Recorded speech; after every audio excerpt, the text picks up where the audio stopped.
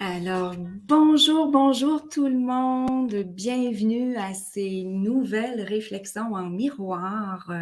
Aujourd'hui, sur le thème du masculin et du féminin, je sens qu'on va vraiment bien s'amuser.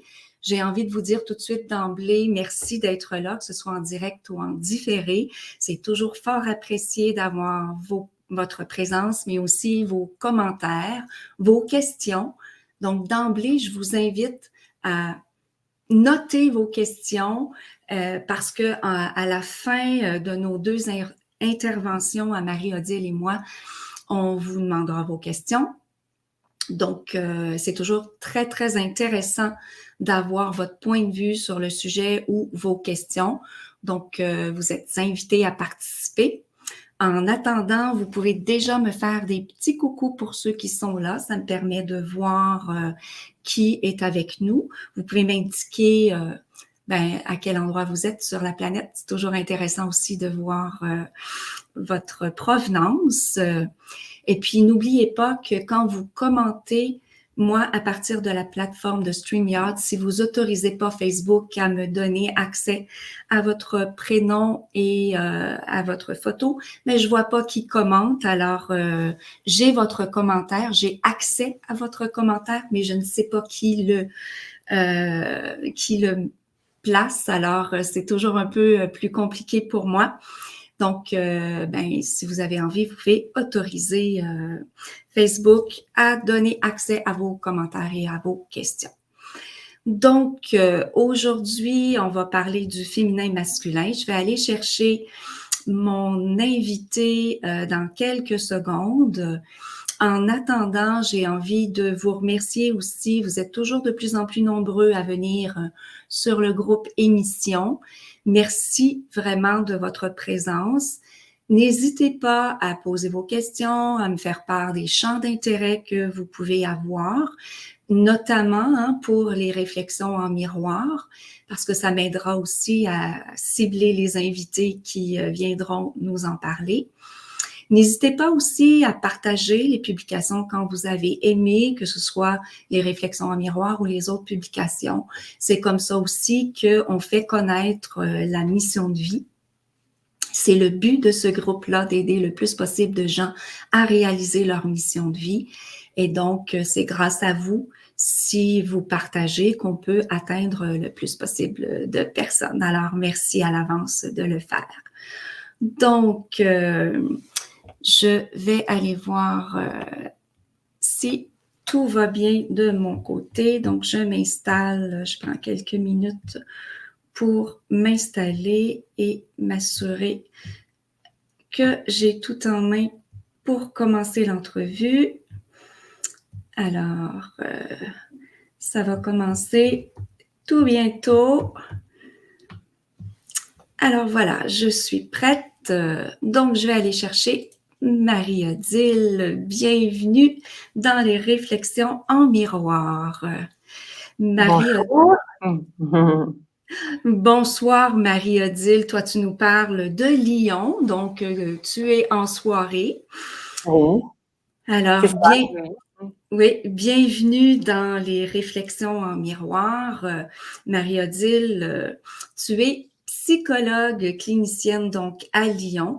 Puis moi, ce que je trouve intéressant, c'est que tu as une approche globale dans ta pratique quand tu ne fais pas que t'intéresser à la psyché de l'individu, mais tu vas regarder la problématique dans un angle plus global. Donc, tu travailles avec différentes techniques pour amener les gens à regarder ce qu'ils vivent, non seulement au niveau corporel et émotionnel, mais tu vas aussi les amener dans des questions spirituelles, des questions plus vastes pour replacer la dynamique dans un élément de multidimensionnalité de l'être. Oui, c'est ça, oui. Oui. Et donc, Marie-Odile, en plus de faire ce travail-là, tu es aussi auteure. Tu as écrit 3 livres avec le psychiatre Olivier Chambon, dont celui-ci qui s'appelle La vie après la mort et qui parle des expériences de mort imminente. Donc, vous vous êtes intéressé à cette grande question-là. Et c'est un livre fort intéressant. Moi, je l'ai dévoré. Merci de l'avoir écrit. Vous en avez écrit 2 autres, Olivier et toi, dont un tout récent qui va paraître en avril. Veux-tu nous en parler? On est très curieux déjà de savoir. Oui. Alors déjà, oui, celui que tu viens de présenter, c'est un livre qui est quand même très riche, dense en informations, en références, notamment scientifiques. Voilà, donc ce livre-là était sorti en août 2020. Celui qui va sortir là, il va paraître en France déjà le 6 avril prochain. Et donc, je vais vous montrer parce que moi, je l'ai en avant-première. Oui. Là, je vous montre la nouveauté. Donc, c'est 8 raisons de croire en l'existence de la vie après la mort. Lettre ouverte à ceux qui doutent encore.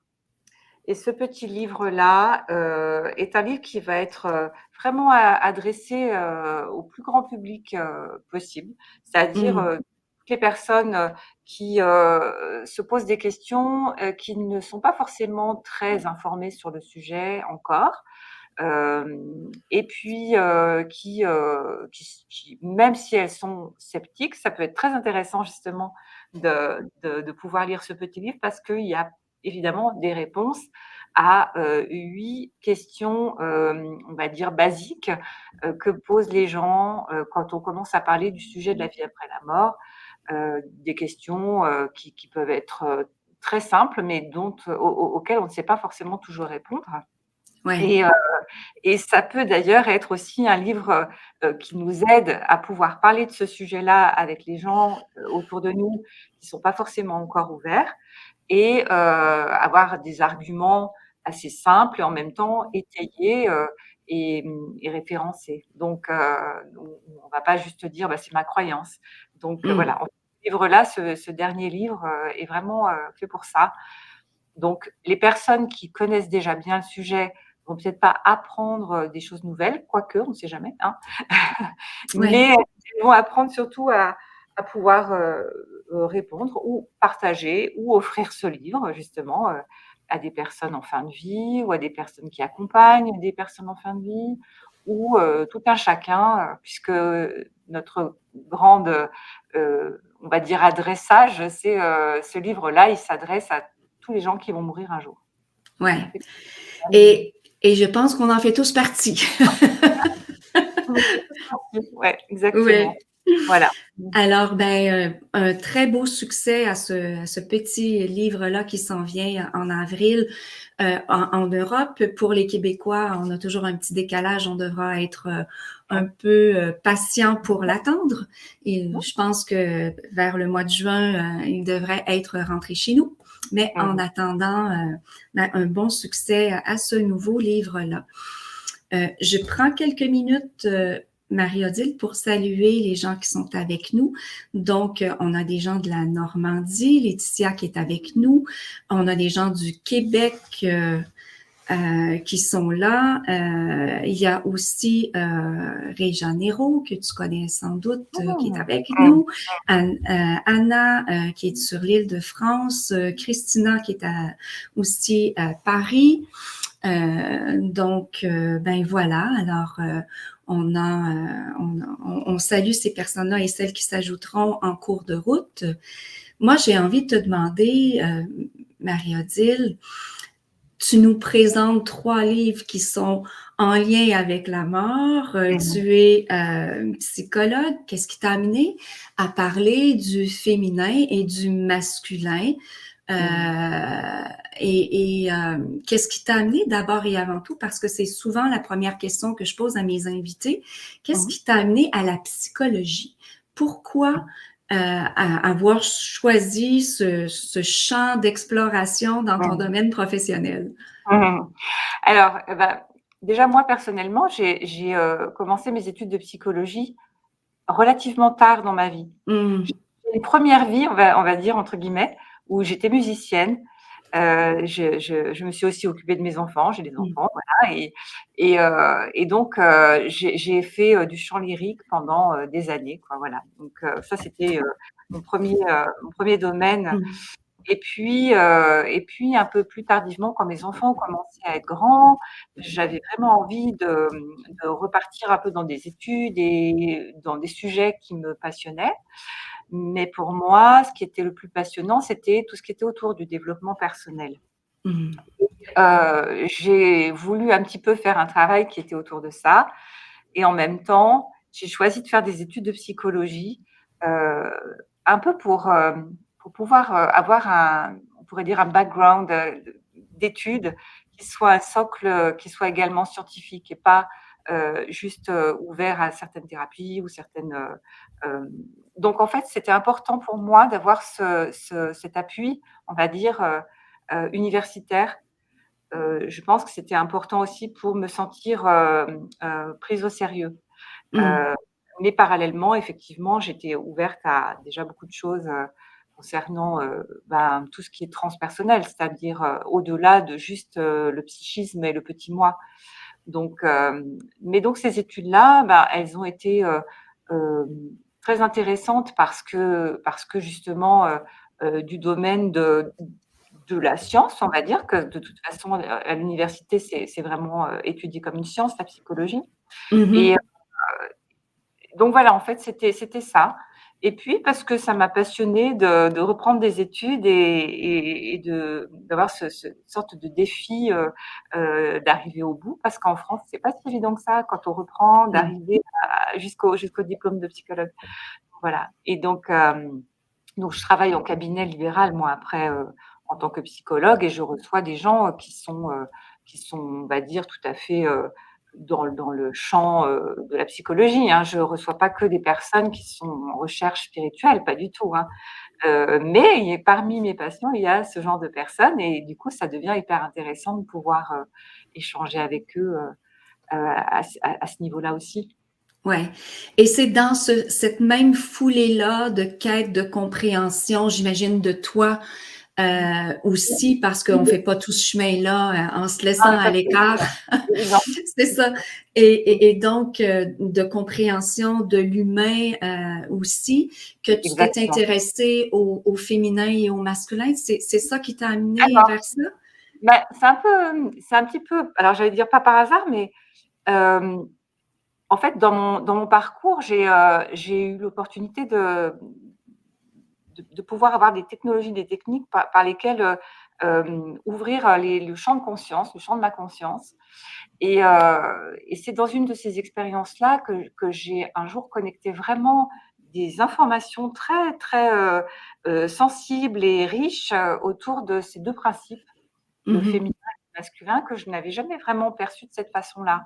Un peu comme si toi, tu vois, tu es médium, tu as des informations qui t'arrivent, par ton canal et c'est un peu comme si j'avais pu vraiment connecter, des informations vraiment sur ces 2 principes-là et ça je me suis dit: «Ah mais c'est génial de le voir comme ça, de le percevoir comme ça» et j'avais pas forcément, eu, une information un peu précise sur ces 2 principes et donc voilà et j'ai eu une amie, qui a eu, la bonne idée de m'interviewer un jour comme ça. On s'est dit: «On va faire une interview là-dessus» et ça m'a permis d'ailleurs de clarifier un petit peu, les choses et de préciser un peu plus ce que j'avais compris, ce que j'avais perçu.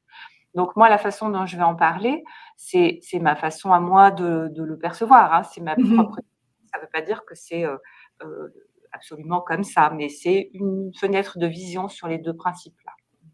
Ouais, puis c'est ça qui est intéressant justement dans ta vision parce que, je veux dire, quelque part, elle ne part pas d'un intellect, elle Mmh. part moi ce que j'ai entendu cette entrevue-là que tu as donnée à l'ami et c'est ce qui m'a amené Mmh. vers toi Mmh mh. et ce que j'ai perçu à travers tes mots, c'est que ça avait rien d'intellectuel, ce Voilà, que tu oui. étais en train de nous raconter. Mmh mh. C'était plutôt un vécu, un ressenti, une Mmh. expérience que tu avais, C'est ça. j'ai envie de dire, expérimentée dans tes cellules Et je trouvais ça tellement intéressant parce que c'est rare qu'on entend parler du féminin de cette façon-là et du masculin. Hein.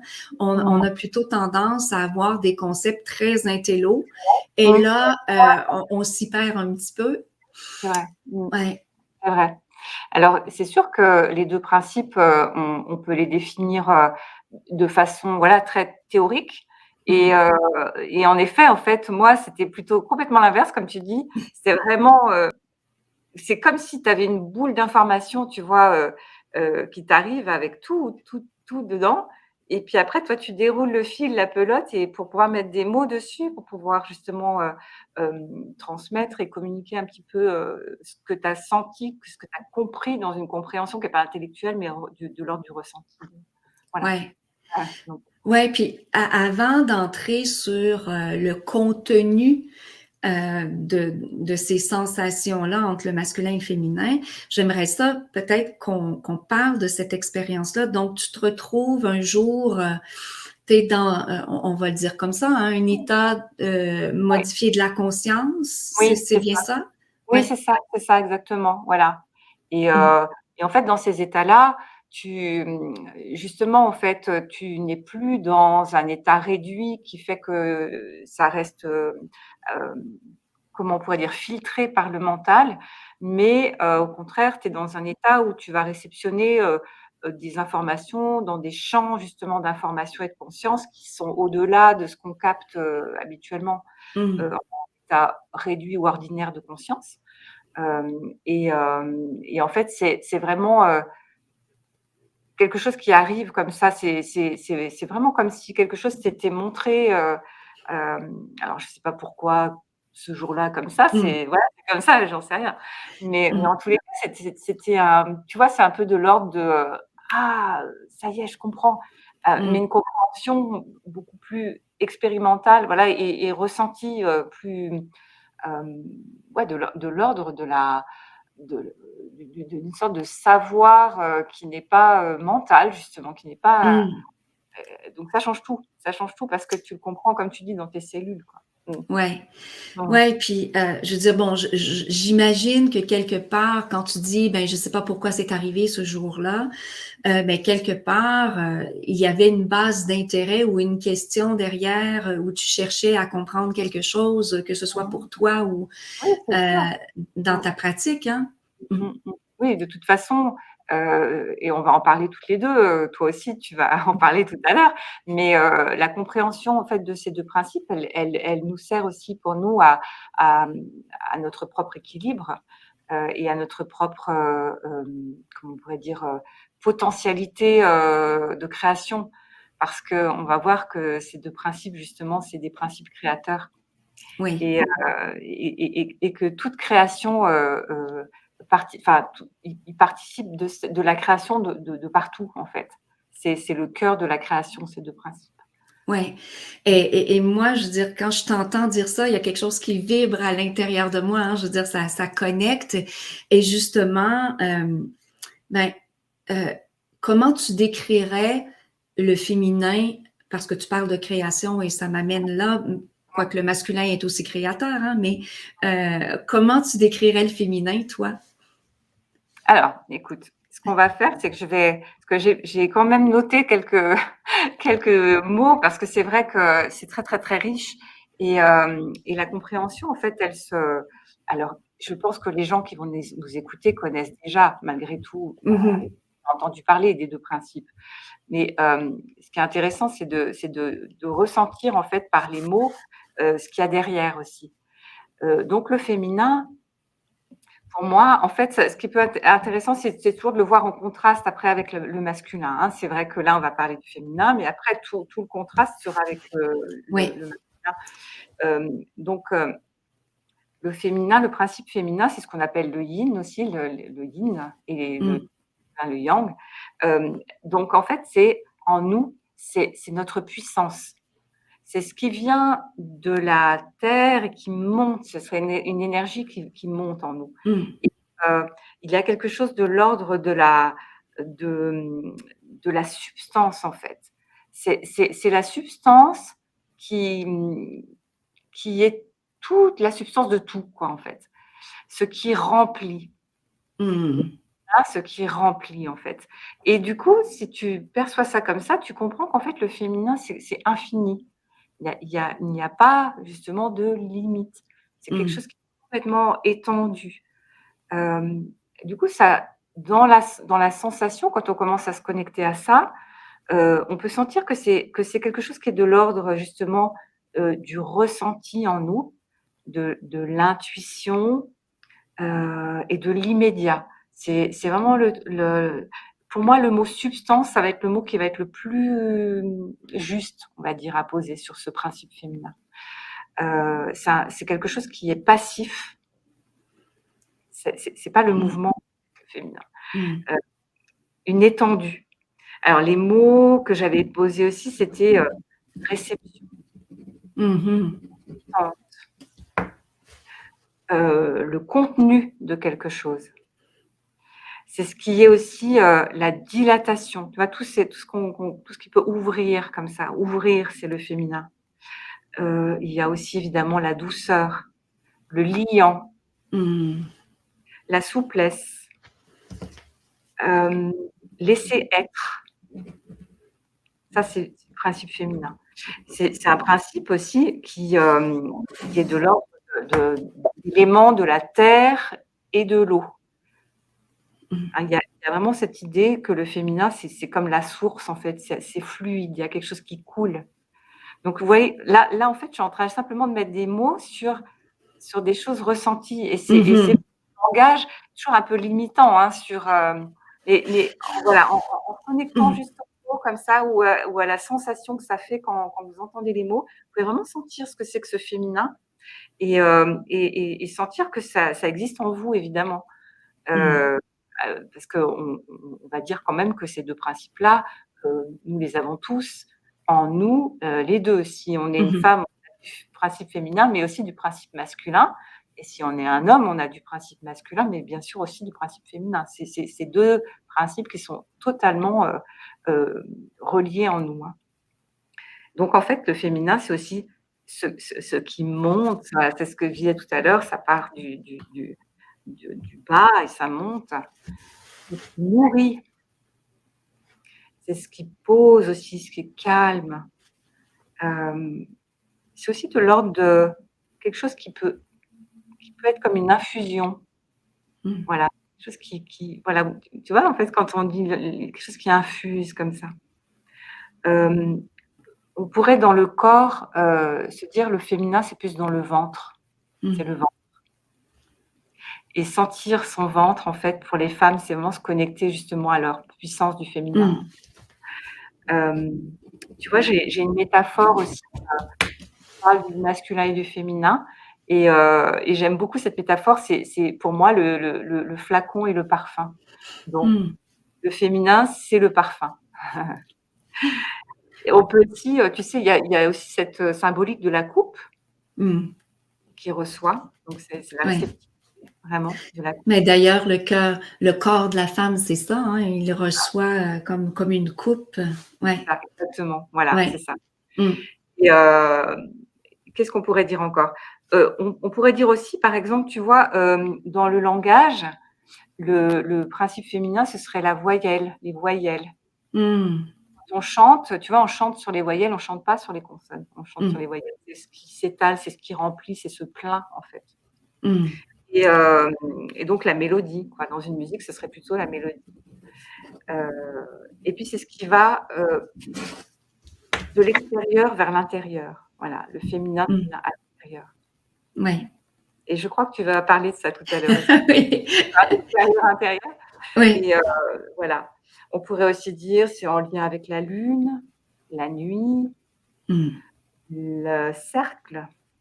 Ouais. Le cercle.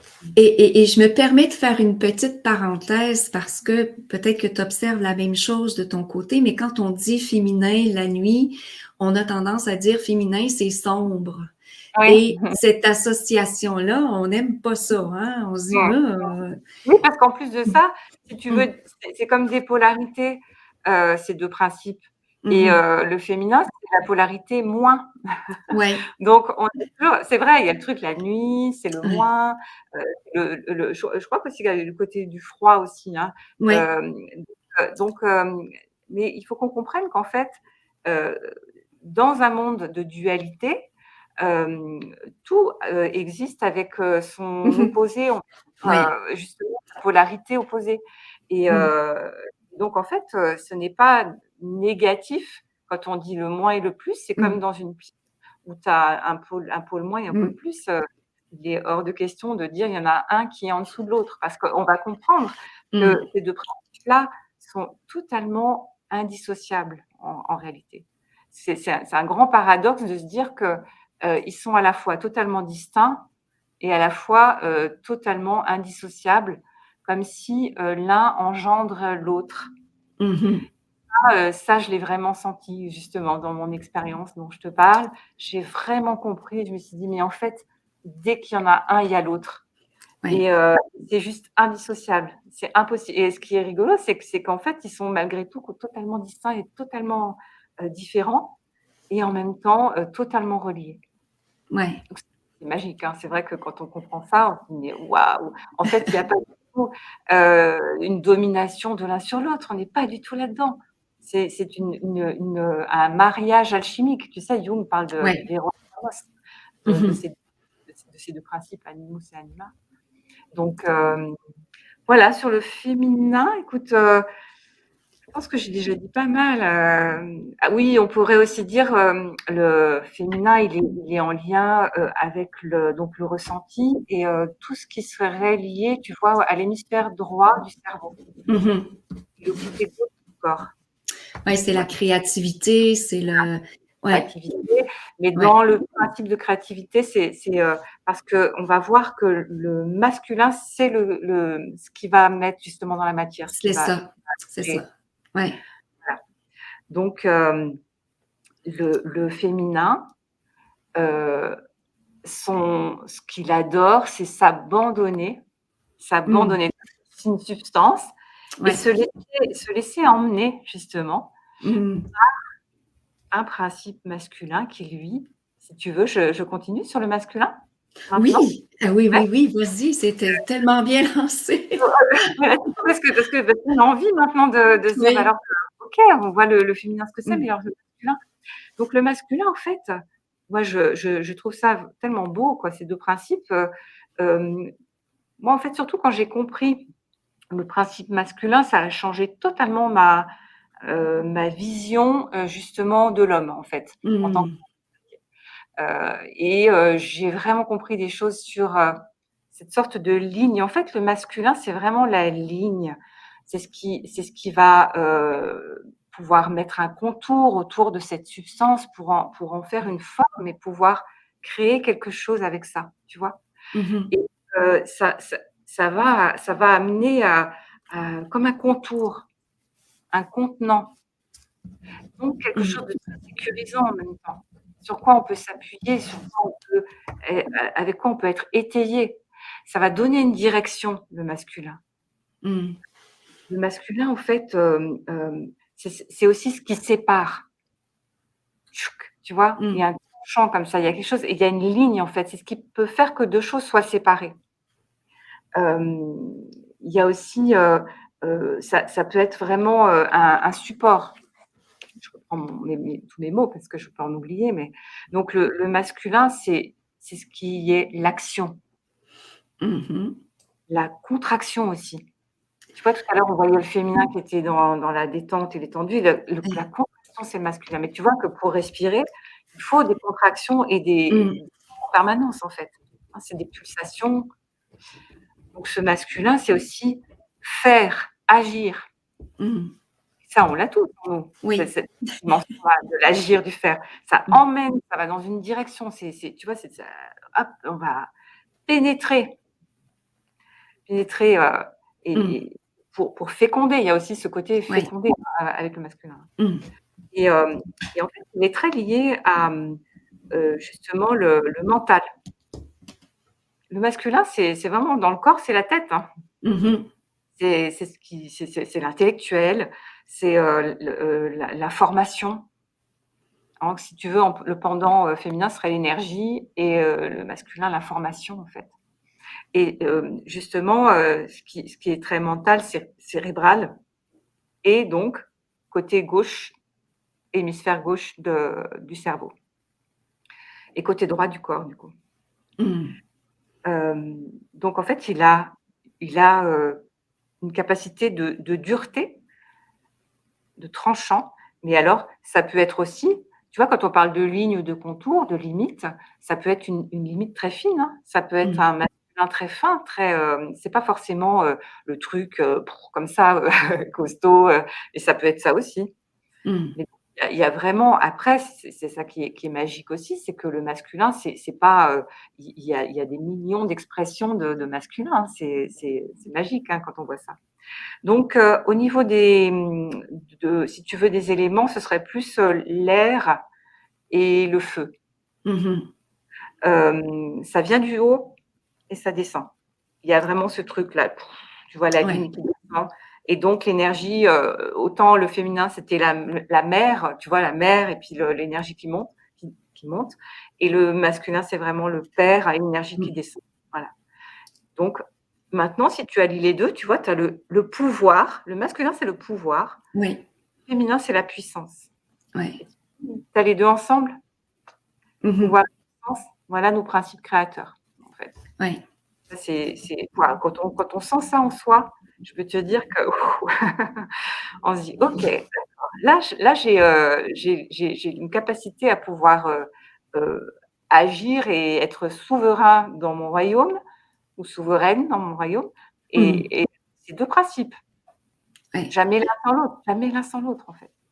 C'est ça. Donc qu'est-ce qu'on pourrait dire encore? Le masculin, c'est ce qui enseigne aussi. Ah oui. Mmh. Et donc oui, par rapport à ce côté, flacon, et parfum, bah, c'est le flacon. Tu vois? Le flacon, il peut être magnifique et cetera, mais un flacon sans rien dedans, bon, c'est un flacon. Oui. Un parfum sans flacon, bah, le parfum, il va s'étaler partout. Donc Oui. vraiment, vraiment le contenant, et puis le parfum avec toutes ses fragrances, Mmh. hem, le masculin, ce serait aussi dans le langage, c'est les consonnes. Mmh. Les consonnes, en fait, ça met une limite, en fait, aux voyelles, et ça fait qu'on peut entendre quelque chose. Sinon, on ferait tu vois? Il y aurait Oui. pas de langage. Aussi dans la musique, ce serait le rythme. Mmh. La mélodie ou le plein, c'est plutôt le féminin, et donc le masculin, c'est de l'intérieur vers l'extérieur, Ouais. ce mouvement. Mmh. Voilà. Alors c'est en lien avec le soleil, le jour. C'est pas le cercle, c'est le trait ou le point. Mmh. Parce que tu vois une ligne, si tu la vois, de haut, ça fait un point. Ouais. Voilà, et c'était intéressant parce qu'on a discuté justement des 2 principes avec Olivier, donc Olivier Chambon, avec qui j'ai écrit un Oui. livre, et je lui ai dit: «Alors pour toi, c'est quoi le féminin, le masculin?» Il me dit: «Bah, pour moi, c'est un cercle avec un point au milieu». Mmh. Ouais. En fait. Voilà. Donc évidemment, tout à l'heure, on disait que les polarités, c'était pour le principe féminin, c'est plutôt le moins, et le masculin, c'est plutôt le plus. Hein, le principe, voilà, la tension, alors après ces 2 principes, on pourrait aussi les voir en négatif, tu sais? Parce que là, je vois vraiment la chaque principe dans son essence, tu vois? Dans Ouais. ce qu'on a amené. En négatif, le masculin peut être écrasant, comme un mur, tu vois? Ça Est-ce que tu dirais, je vais juste, Ouais, faire une petite, est-ce que tu dirais quand tu les mets dans le négatif que ce serait par exemple un masculin qui œuvre seul sans le féminin, alors il devient écrasant et complètement, et et vice versa? OK. complètement, Oui. c'est ça, exactement. C'est-à-dire quand Mmh. on tient plus compte de l'équilibre, Ouais. et tu vois le mot équilibre, on peut l'écrire en 2 Mmh. mots: équilibre. Mmh. Donc chacun libre de la même façon, mais en tenant compte totalement que l'autre est là, et que l'un ne va jamais sans l'autre, en fait. Tu as tout à fait Ouais. raison. Donc en fait, voilà, en négatif, c'est vraiment ce truc écrasant, qui se cognent. D'ailleurs, les masculins entre eux, Oui. se cogner, la guerre, le combat, la compétition, l'agitation aussi, tout ce Mmh. là. Et le féminin en négatif, il est pas plus rigolo. C'est extrêmement envahissant, en fait, ça peut Ouais, étouffer complètement, puisque c'est tout, tu vois? S'il y a pas de ouais. limite, ça étouffe tout, ça peut vraiment, déborder. Tu as ce truc qui peut faire très peur d'ailleurs, si on parce que c'est d'une puissance, extrême, hein. Ouais. C'est c'est extrêmement puissant, en fait, le féminin. Je crois que, ça, c'est un message que j'aimerais vraiment, qu'il soit entendu, c'est que le féminin, c'est indestructible. Mmh. Donc on peut vraiment, en faire tout ce qu'on veut, il sera jamais détruit. Mmh. Donc ça, c'est Ouais. important. C'est pas ce truc faible, tu vois, soi-disant, loin de là, loin Mmh. de là. Donc moi, je trouve que pour les femmes, il y a vraiment quelque chose à entendre là-dedans et à honorer, à l'intérieur de soi, cette capacité, en fait, à renaître sans arrêt de tout ce qui a pu essayer d'abîmer ou de détruire ou de réduire ou de, affaiblir, tu vois? Mmh. Ah, voilà. Et toi, ces 2 polarités-là, ces 2 forces-là qu'on a, que tu appelles pouvoir et puissance, moi je Mmh. les appelle pouvoir et amour. Mmh. Bref, on c'est la même chose, on dit la même chose avec, des mots Exact. différents. Mais, comment est-ce que tu vois, qu'elles servent la réalisation de notre mission de vie? Mmh. Alors c'est intéressant ça parce que, avant de que tu me poses, tu me demandes de venir, discuter avec toi et cetera, puis avec tous les gens qui nous écoutent là, heu, je me suis posé la question justement, de la mission de vie parce que c'est Mmh. vrai que, je suis pas, forcément dans l'idée que, on a une mission particulière. Alors en même temps, c'est ma façon de le voir, hein, d'accord? Mmh mh. J'ai beaucoup aimé, ton groupe qui s'appelle Émission, parce que du coup, ça m'a amenée, à justement, émission, c'est émettre, Mmh émettre en fait mh. et je me suis, dit en fait la mission pour moi justement c'est mission, émission, c'est émettre et donc on est, des antennes en fait chacun de nous. Mmh. On est des antennes qui émettent, voilà, on vibre et on vibre en fait quelque chose qui est totalement unique et qui nous ressemble et qui est notre être en fait, Ouais. notre capacité d'être quoi, d'être ici, en vibration. Pour moi en fait, ça suffit de venir vibrer sur Mmh. cette, planète, on va dire, là, dans cette incarnation, au maximum, nos fréquences de notre être global et pour en venir justement avec le principe féminin et masculin, c'est vraiment, l'équilibre à trouver en nous entre ces 2 principes et l'amour de ces 2 principes justement, Mmh. de les reconnaître, de les comprendre et de jouer avec eux parce qu'ils sont nos principes créateurs et de plus, oublier, effectivement l'un ou l'autre. De trouver une sorte alors l'équilibre il est jamais, figé, hein. Un équilibre, c'est toujours une recherche puisque Voilà. par définition, l'équilibre, il est instable, en fait, hein. Ouais. On est toujours en train de se rééquilibrer donc et tant mieux parce que c'est aussi un mouvement, permanent. Donc on peut des fois être hyper déséquilibré, tac, un peu comme un tu sais, Mmh. ces jouets là qu'on appelle les Nul bouchons. sur le fil. Et donc oui, effectivement, voilà, tu vois, le fait de vibrer qui on est, dans cet équilibre, pour moi, c'est ça qui peut être notre mission de vie. Donc du coup, ça amène à des tas de choses différentes, Mmh. suivant chacun, comment il a envie d'exprimer, cet équilibre-là, dans sa vie. Mmh Et mh. ça peut être, des tas de choses et la mission de vie, ça peut être déjà être au moins être soi, se connaître et vibrer. donc et montre. Oui, c'est ça, tout à fait. Puis toi, je veux dire, en tant que thérapeute, tu accompagnes des gens, tu les aides à justement à s'épanouir, à émettre leur unicité autour d'eux. Est-ce que tu vois justement, est-ce que c'est quelque chose que tu observes, ces déséquilibres-là, euh, chez les gens que tu rencontres, de dire, ah tiens, cette personne-là, par exemple, elle n'est pas en possession de son pouvoir ou elle n'est pas en possession de sa puissance. Oui. Est-ce que tu Oui, oui, oui. observes ça? Oui? OK. Oui, bah, oui, oui, forcément, parce que les gens qui viennent consulter, les personnes Mhm. qui viennent consulter, évidemment, ouais, si elles consultent, c'est qu'elles sont en souffrance. Oui. Et tu vois, en fait, moi, ce que j'observe, et j'imagine que pour toi, c'est la même chose, mais c'est que la souffrance, elle est due justement à des déséquilibres, et à des traumas, hein, Mhm. en, des blessures, des choses qui sont arrivées et voilà, qui font aujourd'hui, pour ces personnes-là, des filtres, qui vont, déformer, en fait, leur perception, de leur vie, de leur réalité et ça va être vécu en souffrance. Donc Mhm. voilà, oui.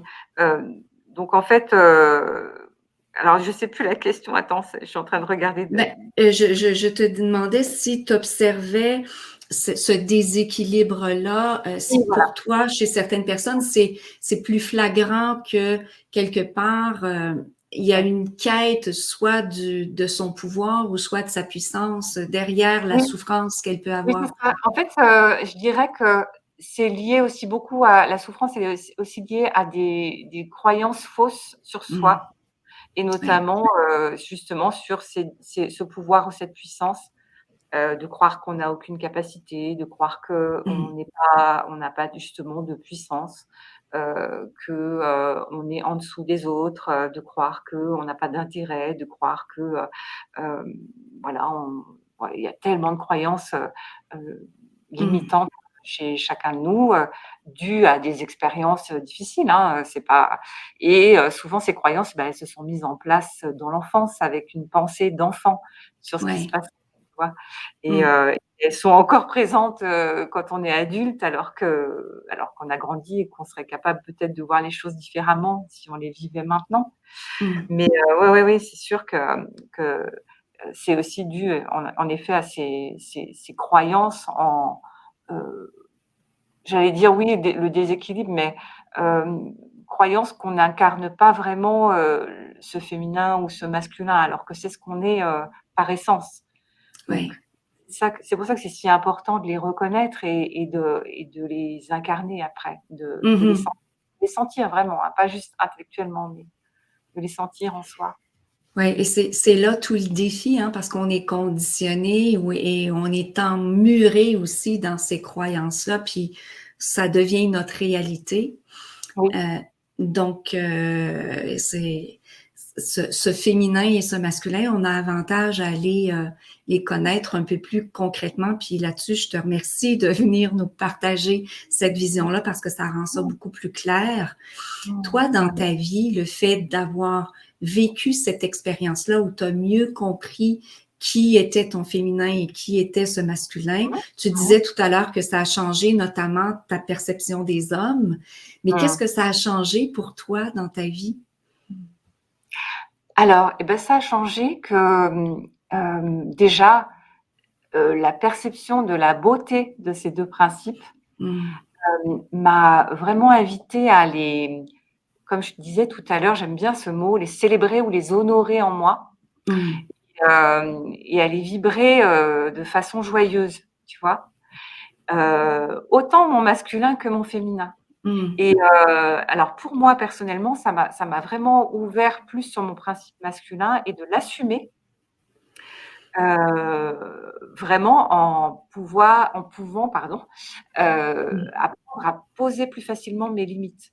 Justement, Ouais. puisque le principe masculin, on disait, c'est poser des limites. Mmh. À la base, c'est quand même ça aussi qui amène la sécurité, c'est-à-dire, de pouvoir dire: Ça me convient et ça ne me convient pas», Mmh. c'est hyper important. Tu vois, Ouais. quand on parle justement de toutes ces, comment dire? Les difficultés que peuvent rencontrer les jeunes femmes et les femmes face à des attitudes masculines, on va dire, Mmh. plus négatives et hem, il y a aussi, un conditionnement féminin, qui dit, «Il faut rester gentille, ouverte, compréhensive Ouais.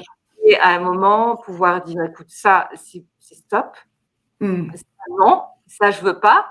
C'est pas si évident parce que c'est du principe masculin ça Ouais. et C'est moi ç j'ai appris ça en fait, si tu veux. Ouais. J'ai commencé à pouvoir dire plus facilement: «Ça ne me convient pas» et du coup c'est pas agressif, c'est juste poser ma limite. Voilà, Mmh, voilà. ouais. Ouais Ça c'est et vraiment ça m'a amené le plus. mmh et ça, c'est intéressant parce que s'il y a un défi, je pense qu'on a tous, c'est d'apprendre à mettre ses limites. Oui. Même quand on est un homme, on n'aura peut-être pas les mêmes zones Mmh. où je pense que les hommes ont probablement plus de facilité dans leur vie professionnelle à Mmh. mettre une limite, mais dans leur vie amoureuse, Mmh mh. Mmh. Tout là, à fait. Oui, ouais, tout à fait. Oui. là, ça coince. Eux, par rapport à une femme, ils ont de la difficulté à mettre la Ouais. limite et nous, on aura une autre façon d'être et d'avoir de la difficulté à mettre nos limites. Mais bref, Mmh. quand on comprend que c'est la relation à notre pouvoir Oui. qui est là, ça change toute la dynamique parce que ça n'a plus rien à voir avec l'autre, ça a à voir avec Mmh. soi. Avec soi, Ouais. exactement. Tout à fait Mmh. et de voir que, c'est pas l'homme qui a le pouvoir et la femme la puissance, mais on a tous les 2 Voilà. et ça c'est important parce que, Ouais. quand on parle de principe féminin et de principe masculin, on a vite tendance à faire la confusion entre hommes et femmes. Alors Ouais. que c'est des principes, Ouais. c'est pas les hommes, les femmes. Évidemment qu'un homme, il va être plus amené à incarner le principe masculin et à aller chercher en lui son principe féminin et justement le découvrir, l'honorer et l'exprimer. Et Mmh. la femme, ce sera plutôt l'inverse. Mais c'est vrai que c'est important, hein, de se rappeler à chaque fois ces 2 principes, on a les 2 en nous. C'est impossible que ce soit autrement puisque c'est la base de la création. C'est vraiment ces 2 principes-là partout.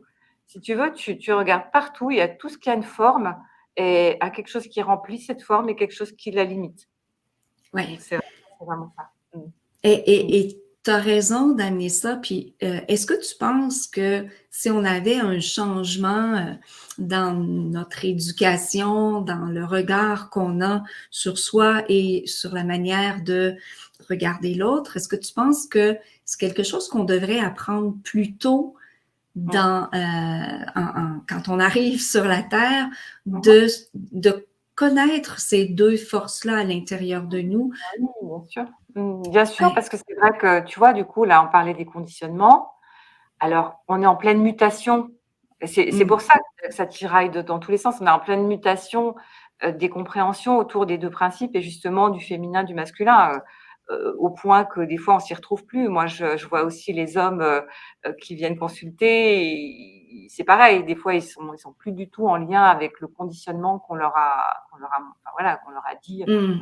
ça, ressens pas tes émotions, montre pas que tu as peur, ne montre pas que tu es triste non plus». Tu vois? Ces 2 émotions-là, c'est interdit aux hommes et puis les femmes, c'est plutôt la colère qui est interdite, tu vois? Si tu es une femme et que tu exprimes de la Mmh. colère, soit tu es folle, soit tu es hystérique, hein, c'est Ouais, c'est tu ça. peux pas juste Et être en colère et dire: «Non, là, il y a ma limite». ouais.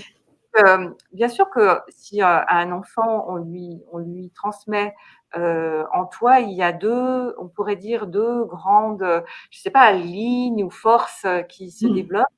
Heu, il y a quelque chose en toi qui est plutôt de l'ordre de l'action, de l'ordre de voilà et du pouvoir et puis, quelque chose en toi qui est de l'ordre de la puissance, de la réception, de la douceur et aussi de l'accueil et cetera mais les 2 sont en toi.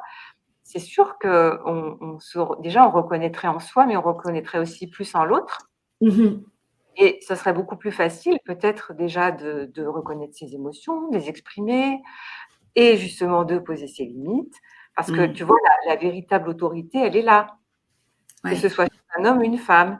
Tu as pas besoin d'hurler ou de taper ou pour montrer ton autorité. C'est juste quand tu es clair avec toi-même sur ce qui te convient, ce qui te convient pas et que tu Ouais. l'exprimes. Voilà. Ouais, puis ça, c'est intéressant parce qu'on a tous déjà expérimenté une situation où on a hurlé puis ça n'a rien donné. Puis une situation où quelque part on était clairement aligné et qu'on ne fait que dire, mais tout simplement ce qu'on ressent ou ce qu'on pense. Et puis, ben, toutes les portes s'ouvrent à ce moment-là sans qu'on ait mais aucun effort à faire. Donc, puis en tant que parent, on l'expérimente souvent, ça aussi. Hein, quand on est aligné, l'enfant, Oui, on n'a pas besoin, ben non, on c'est n'a pas clair, ça se besoin ressent, hein. d'hurler, mais quand on n'est pas aligné, hein, l'enfant nous fait toutes sortes de- Exactement, c'est ça. En fait, oui, il y a vraiment quelque chose à poser de clair et puis en même temps, tu vois, ça exprime, là est ma limite, tu vois? Petit ouais, truc. Bon, ouais, OK, bon, j'ai compris. ouais, Et du coup, l'enfant, il peut aussi se dire: «Mais moi aussi, j'ai le droit de poser mes limites». De ouais, dire: «Ça me convient, ça me convient pas» mais qu'il soit vraiment clair de ce qui lui convient et lui convient pas. Alors ça s'apprend évidemment, mais c'est important quand même ça, hein, parce que c'est vrai que, même, j'allais dire, avec tout ce qu'on vit là en ce moment, on est tous amenés à s'interroger et à se dire: «Alors qu'est-ce qui convient pour moi? Qu'est-ce qui convient pas?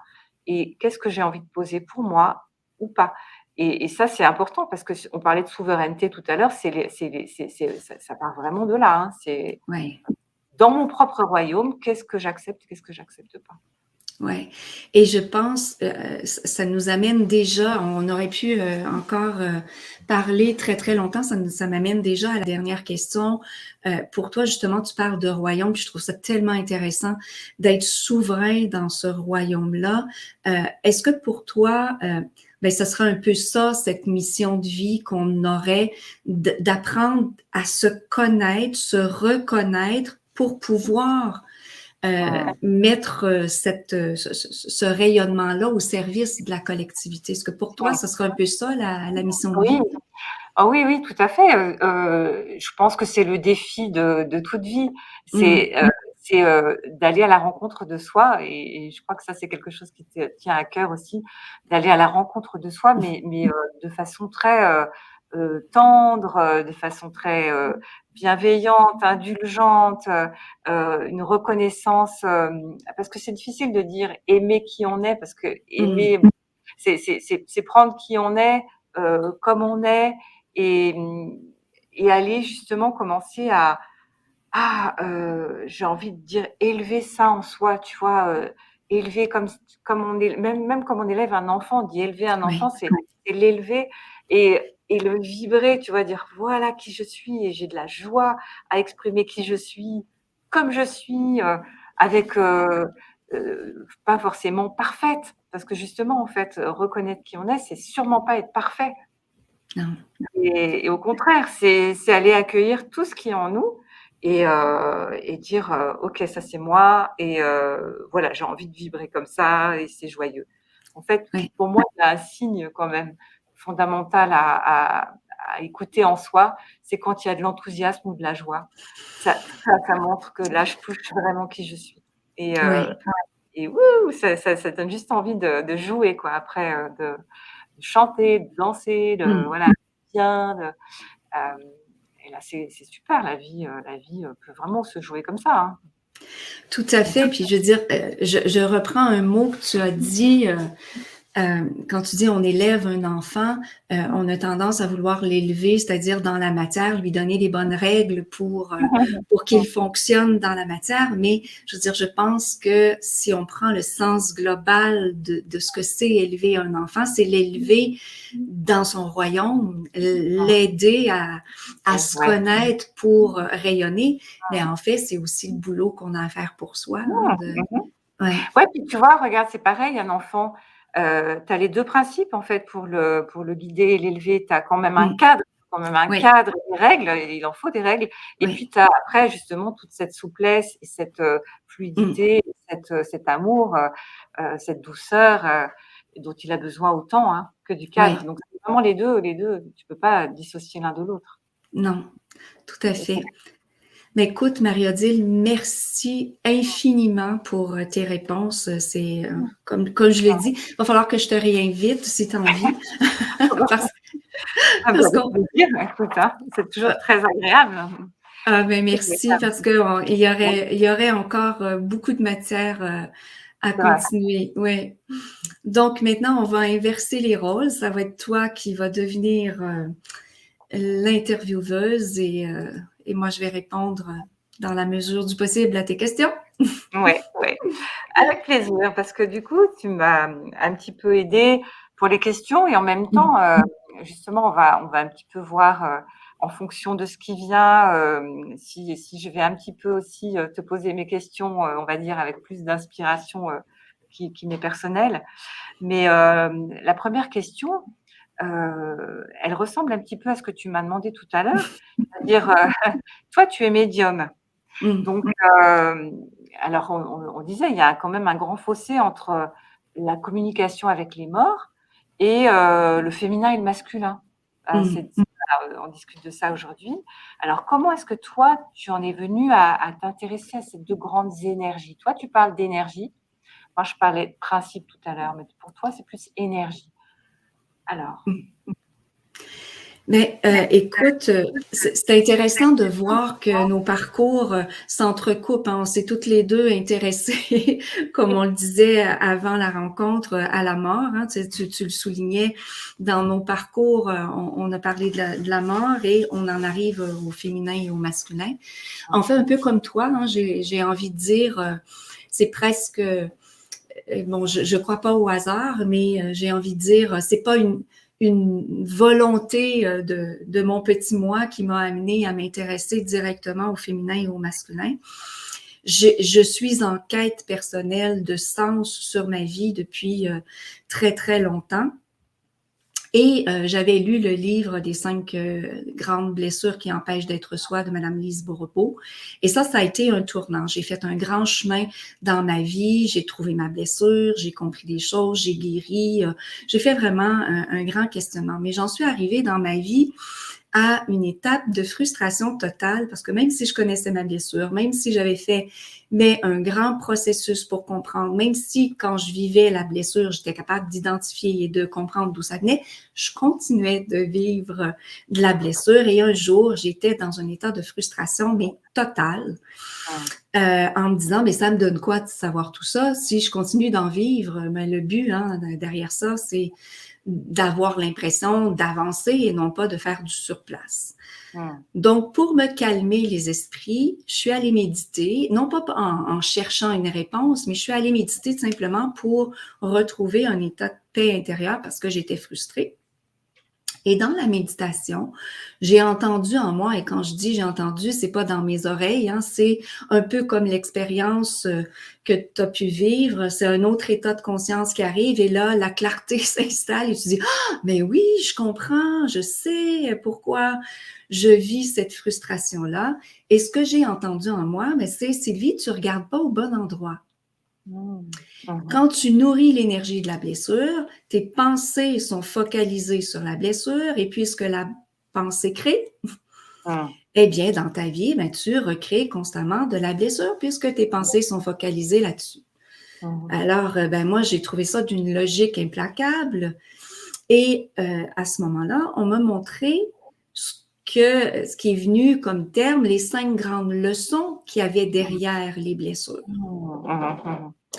Et au moment où j'ai entendu la leçon qu'il y avait derrière ma blessure, il y a quelque chose qui a percuté en moi. J'ai fait « Mais c'est ça. C'est ça que je cherche. C'est exactement ça que je cherche, que je veux et que j'arrivais pas à nommer depuis toujours. » Donc, j'ai commencé à faire un exercice dans ma vie quand je vivais de la blessure, je me disais « Ah, mais c'est pas ça que mon âme est venue expérimenter. Mon âme, ce qu'elle veut, c'est que j'expérimente la leçon. Donc, comment est-ce que je peux faire pour mettre la leçon en place dans ma vie? » Et ça a changé ma vie. Ça a fait cliché, hein, mais ça a changé complètement mon rapport à la vie. Et comme à l'époque, j'avais déjà des gens qui venaient me voir en consultation pour des questions relatives à la mort, mais qui souvent étaient dans des états émotionnels bien difficiles. Alors au passage, quand je voyais que ça pouvait être associé à une blessure, c'était pas le but de la consultation, mais je leur disais, vous savez, votre leçon, c'est ceci. Et je voyais la personne se déconfire en entendant le mot et souvent se mettre à pleurer puis dire ah, oui, mais c'est ça que je cherche. Et là, je me suis dit, bien, on touche vraiment à quelque chose d'intéressant. Si on savait ce que c'est notre leçon au lieu de savoir uniquement ce que c'est notre blessure, bien, peut-être qu'on irait ailleurs. Donc, de fil en aiguille, j'ai bâti un atelier, j'ai enseigné ces choses-là, les grandes leçons pendant plusieurs années. Et là, les gens m'ont demandé, mais dans quel livre c'est écrit? Et j'ai dit, mais il n'y a pas de livre. Il faudrait un jour que je l'écrive. Et là, quand j'ai décidé de m'installer pour écrire le livre, il y a le lien qui s'est fait avec le féminin et le masculin, un lien que j'ignorais jusque-là. Au début de l'écriture de mon livre, Être ou ne pas être, voilà la mission.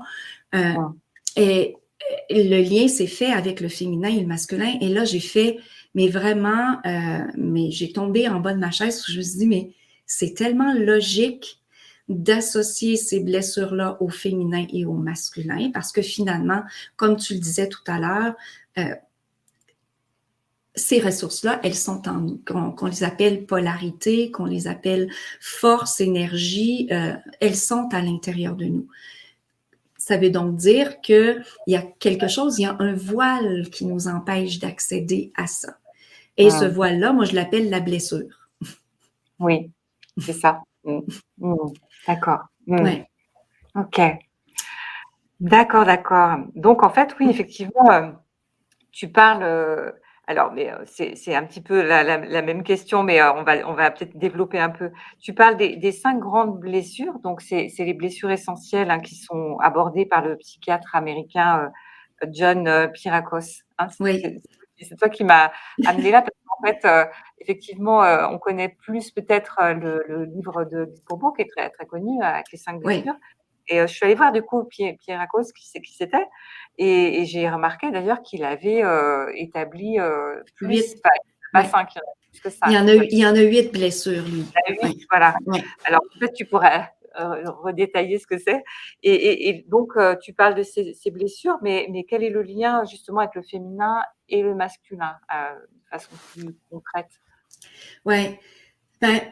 Et tu vois, là, je vais faire le même, j'ai envie de dire, propos que tu as tenu. C'est ma compréhension des choses. Hein. Je prétends pas que c'est la vérité avec un grand V, mais tout le chemin de réflexion que j'ai depuis plusieurs années sur moi, sur la compréhension de la vie, puis la manière dont je travaille autant avec la mort, avec la naissance, pour moi, c'est d'essayer de comprendre les grandes lois qui sous-tendent ces principes-là. Alors, je me laisse guider, je reçois des informations, ben c'est ma vérité, hein, je veux dire, je la partage pour, si elle fait écho pour certaines personnes, mais je prétends pas que c'est la vérité avec un grand V. Donc, ce que moi je comprends, c'est que, comme je disais tout à l'heure, c'est que quand on est blessé, c'est qu'il y a une part de nous qui est reniée ou qui est ignorée. Donc, soit qu'elle est dans notre inconscient et comme c'est inconscient, on ne la voit pas, ou soit qu'on la voit, mais on ne veut pas à posséder cette force-là ou voir cette partie-là de nous. Donc ça crée la blessure. Et j'ai envie de dire, c'est la blessure originelle. Parce que tu as parlé tout à l'heure de ce monde de dualité dans lequel on vit. Il y a les deux polarités, masculin et féminin, chaud-froid, etc. Tout est polarisé. Mais nous, on vient d'un monde d'unité. Quand on regarde le dessin du yin-yang, il n'y a pas de séparation entre le féminin et le masculin. Et d'ailleurs, quand on s'intéresse au yin-yang, on ne peut même pas mettre de « et » entre le yin et le yang parce qu'on vient dénaturer complètement ce que c'est. Donc, c'est tellement fusionné qu'on ne peut pas les séparer. Et la blessure originelle, mais c'est justement ça, c'est-à-dire qu'on a quitté un monde d'unité pour s'en venir dans un monde de dualité et qu'on a tout séparé. Et ça fait en sorte qu'on se sent séparé. On se sent à la fois séparé de ce masculin et séparé de ce féminin. Du coup, on ne sait pas du tout qui on est. On ne se souvient plus de qui nous sommes dans notre essence, ce qui fait qu'il y a deux grands axes à l'intérieur de nous qui vont s'installer. La sensation d'être impuissant et la sensation d'être insécure. Donc, ça, c'est les deux grandes blessures, ce qu'on appelle la blessure originelle. Et les 5 grandes blessures ou les 8 blessures de M. Pierrakos vont découler de cette blessure originelle-là. Parce qu'on est parti d'un monde d'unité pour s'en venir dans un monde de dualité qu'on a tout séparé. Ou en fait, je devrais dire, c'est pas nous qui avons séparé, mais dans le monde de dualité, tout est séparé. C'est ça. Le monde de l'expérience. C'est ça. Parce que tout est séparé, ben, on perçoit tout ça en étant séparé. Et ça nous blesse. Et la grande quête, pour moi, la grande mission de vie, c'est pas quelque chose qu'on vient accomplir sur la Terre, on vient s'accomplir soi. Et c'est ça la mission, c'est-à-dire de retrouver ces deux grandes polarités, ces deux grandes forces, ces deux grandes énergies, de les reconnaître et de les unir pour les rayonner. Et oui. Donc, les 5 blessures, pour revenir à ta question, j'ai fait un long détour, mais j'ai pas oublié ta question. Les 5 grandes blessures, elles vont, j'ai envie de dire, être polarisées. Elles nous font pas travailler la même polarité. Alors déjà, en identifiant quelle est notre blessure, on sait déjà sur quel axe on va travailler. Tu as mentionné tout à l'heure que le féminin nous ramène davantage vers l'intérieur. Alors moi, j'identifie des blessures qui sont dans la relation à soi et des blessures qui sont dans la relation vers l'extérieur, vers la manifestation. OK? Donc, le rejet, l'humiliation et l'injustice, ça parle de la relation à soi, donc du féminin.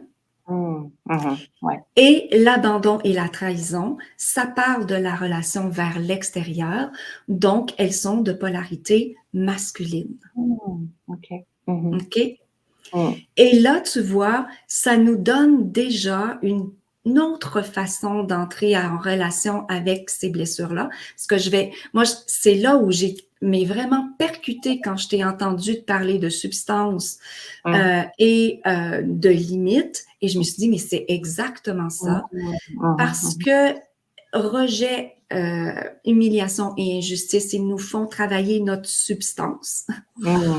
Qui est-ce qu'on est? Comment est-ce qu'on la perçoit, cette substance-là? Comment est-ce qu'on l'accueille? Comment est-ce que on a envie d'être en relation avec elle? Et abandon et trahison, ils nous font travailler notre côté limite. Comment est-ce que je me positionne? C'est une question de posture. Comment est-ce que je me positionne par rapport à l'extérieur? Ou est-ce que je me laisse envahir? C'est quoi la posture que j'ai qui va protéger ma substance? Parce que le masculin, il est au service du féminin, de notre féminin et non pas du féminin des autres. Oui. Alors, tu vois, c'est intéressant d'avoir cette vision-là pour mieux comprendre, mais quand on arrive sur la Terre, on vient déjà explorer une grande leçon. Et la blessure, elle n'est pas créée par quelqu'un d'autre. Elle est créée par les pensées qu'on génère à notre propre égard, la manière dont on perçoit ce féminin ou perçoit ce masculin. OK? Alors, donc, quelque part, la blessure, elle vient me montrer, est-ce que moi, ma mission de vie, c'est de m'occuper de ma puissance, de mon féminin, ou est-ce que c'est de m'occuper de mon pouvoir, mon masculin? OK. D'accord. Alors, du coup, tu parlais de relation à soi. Est-ce que tu pourrais développer? Qu'est-ce que tu entends vraiment par relation à soi? Ouais. Qu'on soit homme ou femme, moi, quand je dis que le, la blessure, les blessures qui parlent de la relation à soi, ils nous apprennent à nous aimer tels que nous sommes. Ce sont des blessures d'amour. OK? Donc, il y a un lien avec moi, il y a une partie de moi qui fait que, soit par inconscience, hein, parce que je n'ai pas découvert encore cette partie-là, ou c'est par déni de moi, il y a des parties que je n'aime pas. OK? Donc, et c'est ce qui est intéressant aussi de mettre en lien l'enseignement de Mme Bourbeau et de M. Pierre Lacoste qui nous disent les blessures de relation à soi, elles sont réveillées par le parent du même genre que soi. OK? Ce qui veut dire que je viendrai apprendre à aimer la partie de moi qui m'est reflétée par le parent du même sexe que moi. OK? Donc, quand on parle de relation à soi, si je suis une femme, je viendrai spécifiquement aimer mon intériorité. Tout ce monde-là, ma capacité de m'intérioriser, de créer, d'être en relation avec les mondes subtils, ma sensibilité, ma douceur, ma vulnérabilité. Je viendrai aimer tout ça. Je viendrai aimer aussi mon physique. Hein. On ira dans un côté beaucoup plus concret. Est-ce qu'en tant que femme, je m'accepte telle que je suis? Est-ce qu'en tant que femme, j'aime les émotions que j'exprime et que je ressens et que donc quand tu parlais tout à l'heure, hein, on se fait souvent qualifier les femmes d'hystériques et on n'aime pas ça, se faire qualifier d'être hystérique. Et en passant, quand on regarde l'étymologie du mot hystérique, hein, ça vient, c'est relié aux ovaires, hein, donc donc c'est très, très intéressant. Ça nous ramène exactement dans la force de ce masculin-là, dans la puissance du masculin qui a envie de s'exprimer. Donc, est-ce que j'aime? Et là, je ne suis pas en train de dire à toutes les femmes de devenir hystériques. Je suis en train de vous dire, est-ce que vous êtes capable d'apprécier cette puissance-là quand on est hystérique, la force de vie? Et moi, j'ai une image qui me monte en tête, là, la maman qui va aller défendre ces petits oisillons. Hein, il y a une force de vie là-dedans qui est absolument extraordinaire. Est-ce que je l'aime, cette force-là? Oui, c'est ça. C'est ça. Et quand je suis un homme, c'est est-ce que le modèle donc qui m'est montré, c'est le papa hein, qui réveille la relation à soi pour l'homme. Eh bien, est-ce que j'aime mon pouvoir? Est-ce que j'accepte mon pouvoir? Et moi, j'observe, puis tu pourras dire, toi, ce que tu en penses de ce côté-là, mais moi, j'observe qu'aujourd'hui, avec les femmes sont en train de se positionner autrement dans la société, ça fait en sorte que les hommes ne savent plus comment manier leur pouvoir. Oui. Et ils ont du mal à aimer ce pouvoir-là parce que il est décrié, il est vu comme étant quelque chose d'écrasant, de limitant. Hein. Quand on parle du patriarcat, on n'en parle pas de manière très, très reluisante.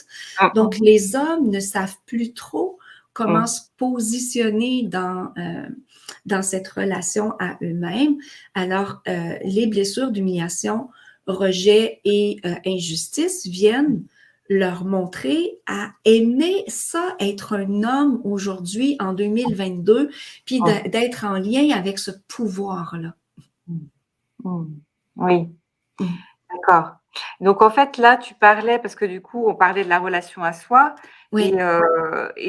donc quand tu fais référence à la relation vers l'extérieur, c'est ce que tu viens de dire là, c'est par rapport à plus ce côté masculin?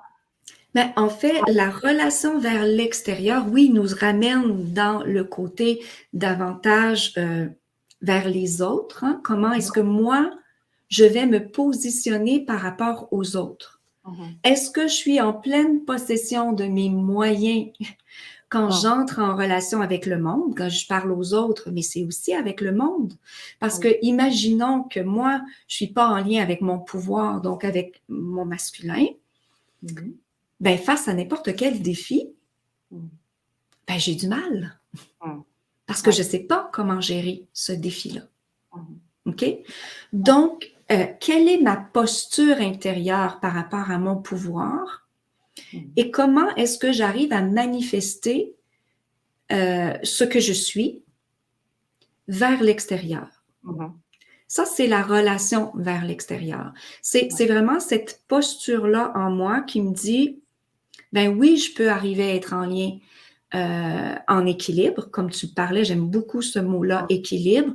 Ce qui veut dire, je suis autant en lien avec mon féminin qu'avec mon masculin, et c'est ce qui fait ma posture à l'intérieur de moi. Et c'est ce qui fait que mon masculin va être solide pour se positionner vers l'extérieur. Donc, comment est-ce que je vais interagir avec cette extériorité-là?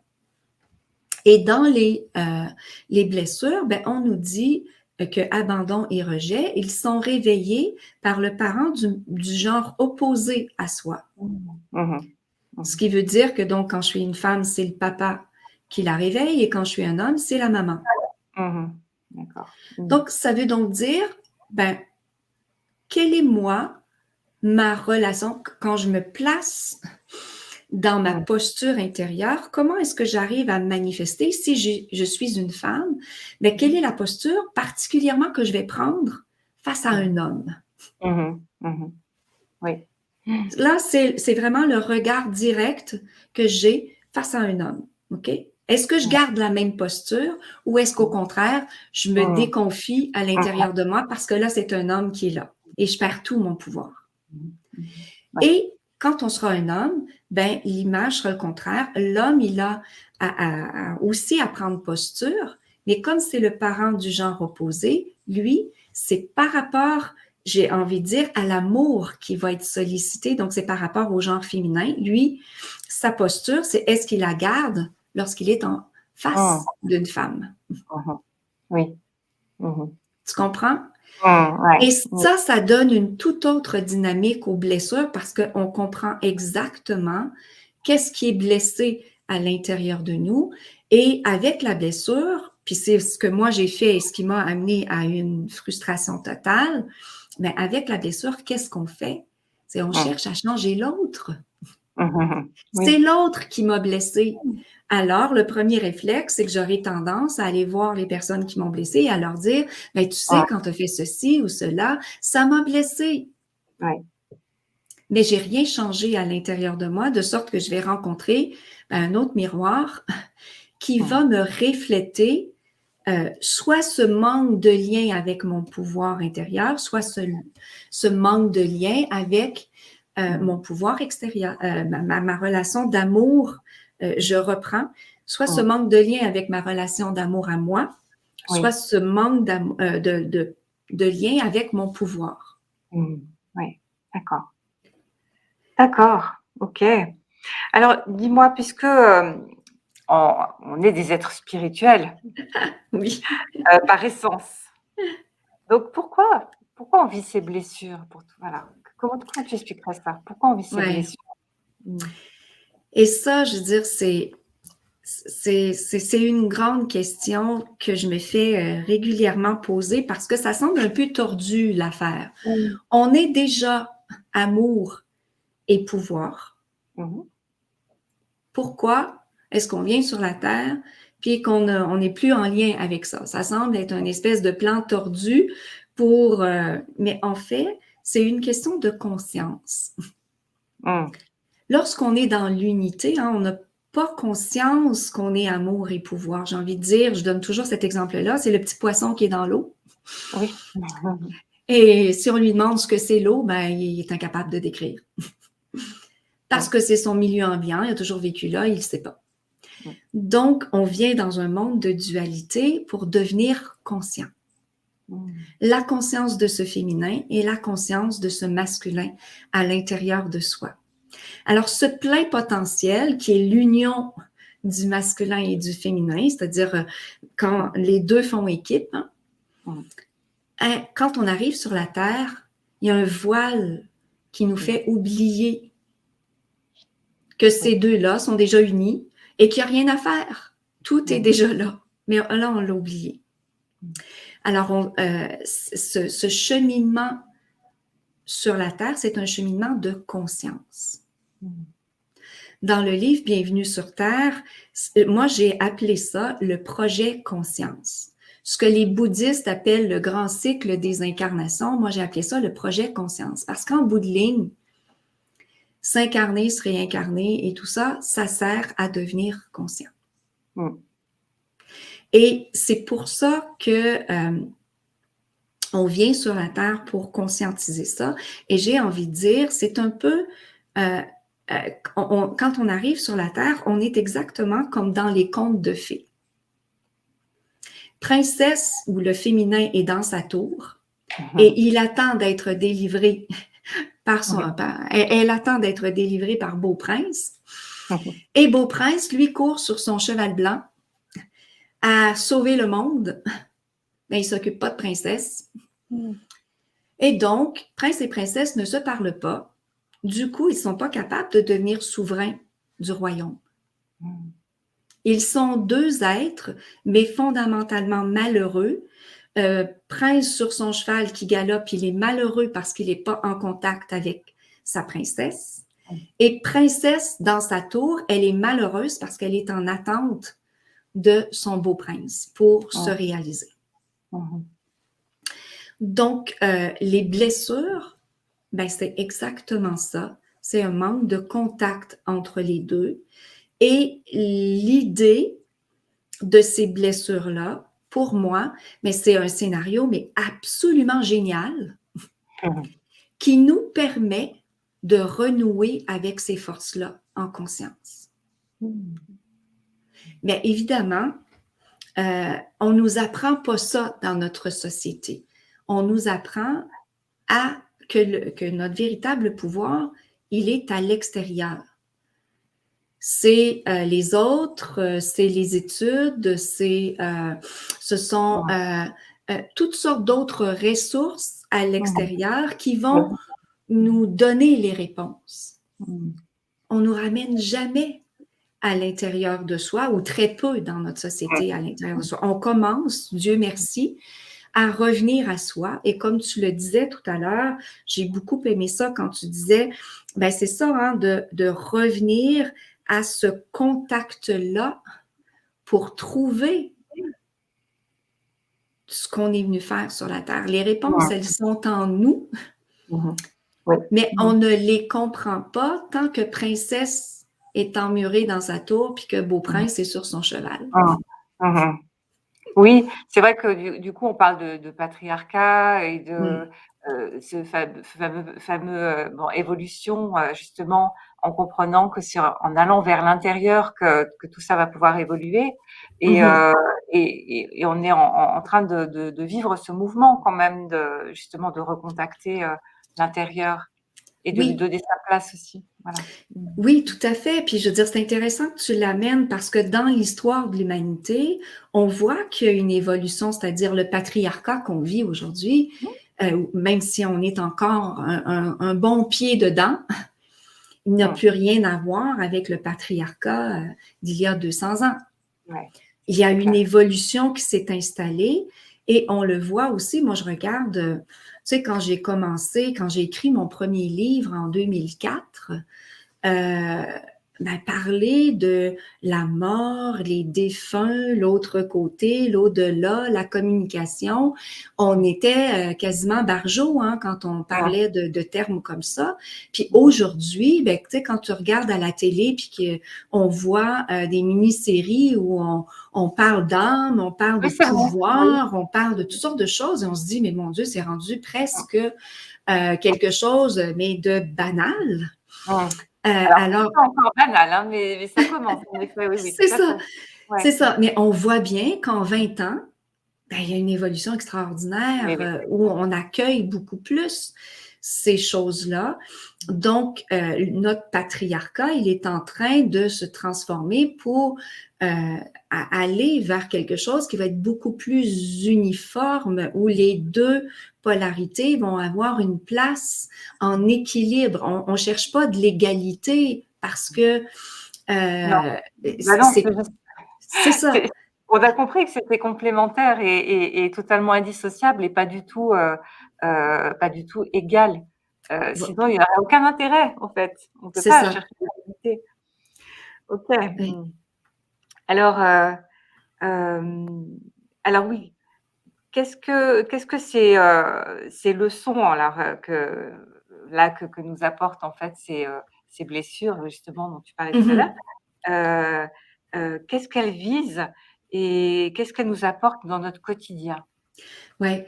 Mais c'est un changement de pensée, hein, parce qu'il faut, comme je le disais tout à l'heure, il faut réaliser que la blessure, c'est une pensée qu'on nourrit à notre égard. Mmh. Oui. Et si on veut faire simple, on n'a même pas besoin de connaître nos blessures.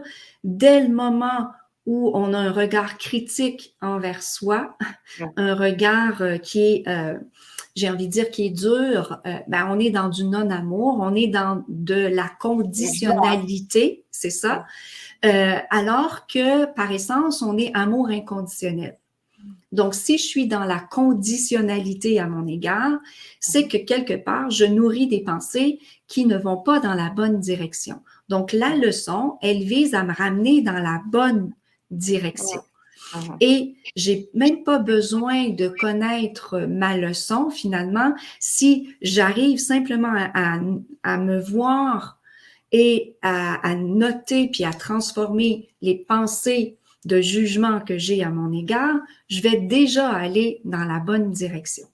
Mmh. Oui. Donc, ces leçons-là, en fait, elles vont nous aider à changer la pensée qui est en déséquilibre envers nous pour ramener de l'équilibre. Mmh. Mmh. Alors, tu vois, derrière la blessure de rejet, la grande leçon, c'est l'amour de soi. Je me rejette, donc il faut que j'apprenne à m'aimer. Mmh. OK? D'accord. Mmh. Derrière l'abandon, ben, je m'abandonne, il faut que j'apprenne à me voir de manière complète, de manière unie. Mmh. Alors, la grande leçon, c'est la plénitude. Mmh. Derrière l'humiliation, c'est une blessure en lien avec soi. Hein? L'humiliation, c'est que je me regarde de manière honteuse. Mmh. Alors, la grande leçon, c'est l'estime de soi. Je vais apprendre à avoir un regard où je vais apprécier la personne que je suis. Mmh. Derrière la trahison, qui est une blessure de posture intérieure vers l'extérieur, la grande leçon, c'est la loyauté. Je vais apprendre à arrêter de me trahir pour être loyal envers mon ressenti. Mmh. OK?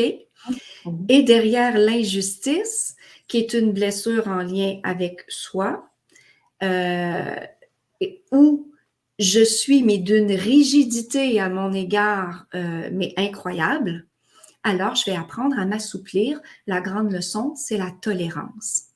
Mmh.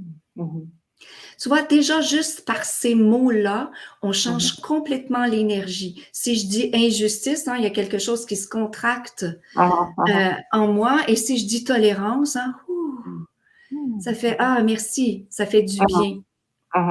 Ouais. Et donc, ces grandes leçons-là, elles sont un changement de cap. Ce que je nourris à mon égard, je vais le changer. Moi, j'ai envie de dire, la blessure, c'est un programme que j'ai mis dans mon cerveau quand je suis arrivée sur la Terre. Mmh. Et Mmh. mon cerveau exécute avec brio le programme. Mmh. Mmh. Donc, en conscience, ben, je peux aller changer ce programme-là.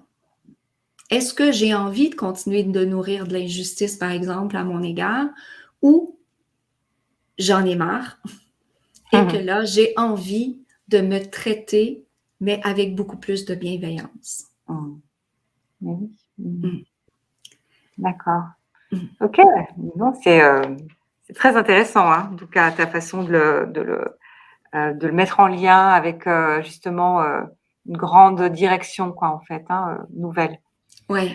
Donc, justement, est-ce que tu as des trucs à nous proposer pour, effectuer ces choix conscients? Comment concrètement? Ouais, mais et il y en aurait sans doute plusieurs, mais tu vois, pour moi, celui qui est le plus révélateur, c'est d'apprendre à s'écouter parler. Parce que dans ce qu'on dit, les mots qu'on utilise sont jamais utilisés par hasard. Mmh. Moi, j'observe que les gens qui viennent me voir pour ces grandes questions-là, tout comme toi, ils viennent me voir parce que ils sont dans une période de mal-être et ils ont envie de comprendre quelque chose. Et moi, je leur pose quelques questions et en 5-10 minutes, mais ils m'ont dit Mmh. la problématique. On voit tout de suite par le langage qu'ils utilisent quelle est la polarité qui est en déséquilibre à l'intérieur d'eux. Le Mmh. langage est très, très parlant. On ne parlera pas de la même manière si on a une blessure qui est tournée vers l'extérieur que si on a une blessure qui est tournée vers l'intérieur. Ces deux grandes blessures-là, comme je le disais, elles nous mettent soit dans l'impuissance, soit dans un manque de sécurité, ce qui fait que notre discours est pas du tout le même. Mmh. Lorsque on s'écoute parler, on peut apprendre beaucoup et on n'est pas obligé de s'écouter parler quand on est blessé. Mmh. Moi, j'aime Mmh. beaucoup utiliser des situations, mais du quotidien qui n'ont aucun rapport avec la blessure. Imaginons, je suis allée voir un film et j'ai envie de te le raconter. Eh bien, choisis ce moment-là pour écouter comment je vais raconter le film. Mmh. Parce qu'inévitablement, si j'ai une blessure d'injustice, je vais sortir le truc d'injustice dans le film. C'est Mmh. certain, certain, Mmh. certain que je vais le sortir, le truc. Mmh. Ouais. Mmh. Donc, si j'écoute la manière dont je te le raconte, puis après, tu sais, je peux revenir de dire, tiens, c'est intéressant. J'ai dit à Marie-Odile, j'ai employé ce mot-là. Mmh. Est-ce Mmh. que qu'est-ce que ça évoque, ce mot-là, en moi? Et de quelle façon ça parle de ma relation à moi? Mmh. Oui. Tu comprends? Parce que Mmh. si par exemple, dans le film, j'ai vu l'héroïne se faire traiter injustement, ben fort probablement que moi, je traite mon héroïne bien injustement. Mmh. Mmh. Ouais, c'est ça. Mm. En fait, tu révèles, le filtre, voilà, entre toi et justement ce filtre douloureux, cette blessure entre toi et puis, cette réalité, dans ton langage, en fait. C'est Mmh. ça.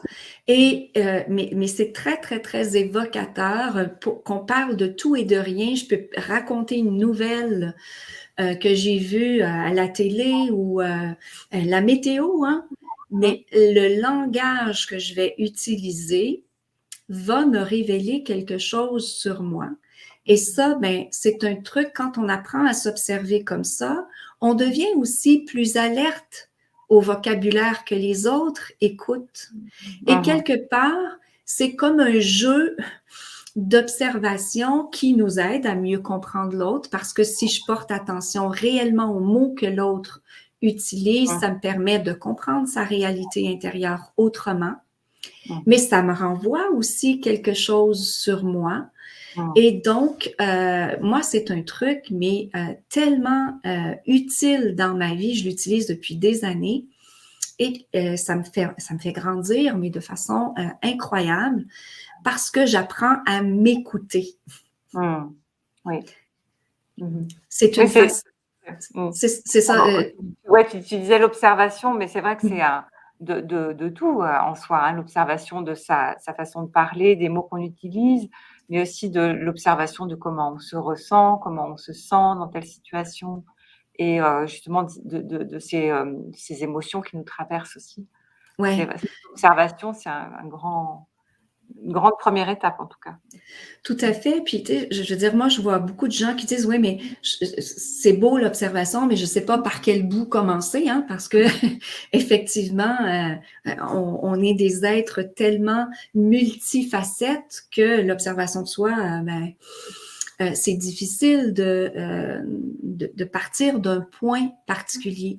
Mais lorsqu'on s'écoute comme ça, inévitablement, il y a des mots qui vont nous percuter plus que d'autres. À un moment donné, on va dire, ah, tiens, c'est drôle. J'ai utilisé 2 fois dans la conversation ce mot-là. Mais pourquoi j'ai utilisé ce mot-là? Qu'est-ce que ça me retourne? Qu'est-ce que ça vient résonner en moi? Et puis, bon, parfois, c'est pas nécessairement un mot, mais ça va être une émotion. Je raconte le film et tiens, je suis chamboulée par telle chose. Ah tiens, pourquoi ça vient me chambouler alors que l'autre à côté peut avoir vu le film et la scène l'a pas du tout percuté, hein? Oui, oui, tout à fait. C'est presque, même je pense, presque plus facile d'observer comment on se sent justement que les mots qu'on utilise.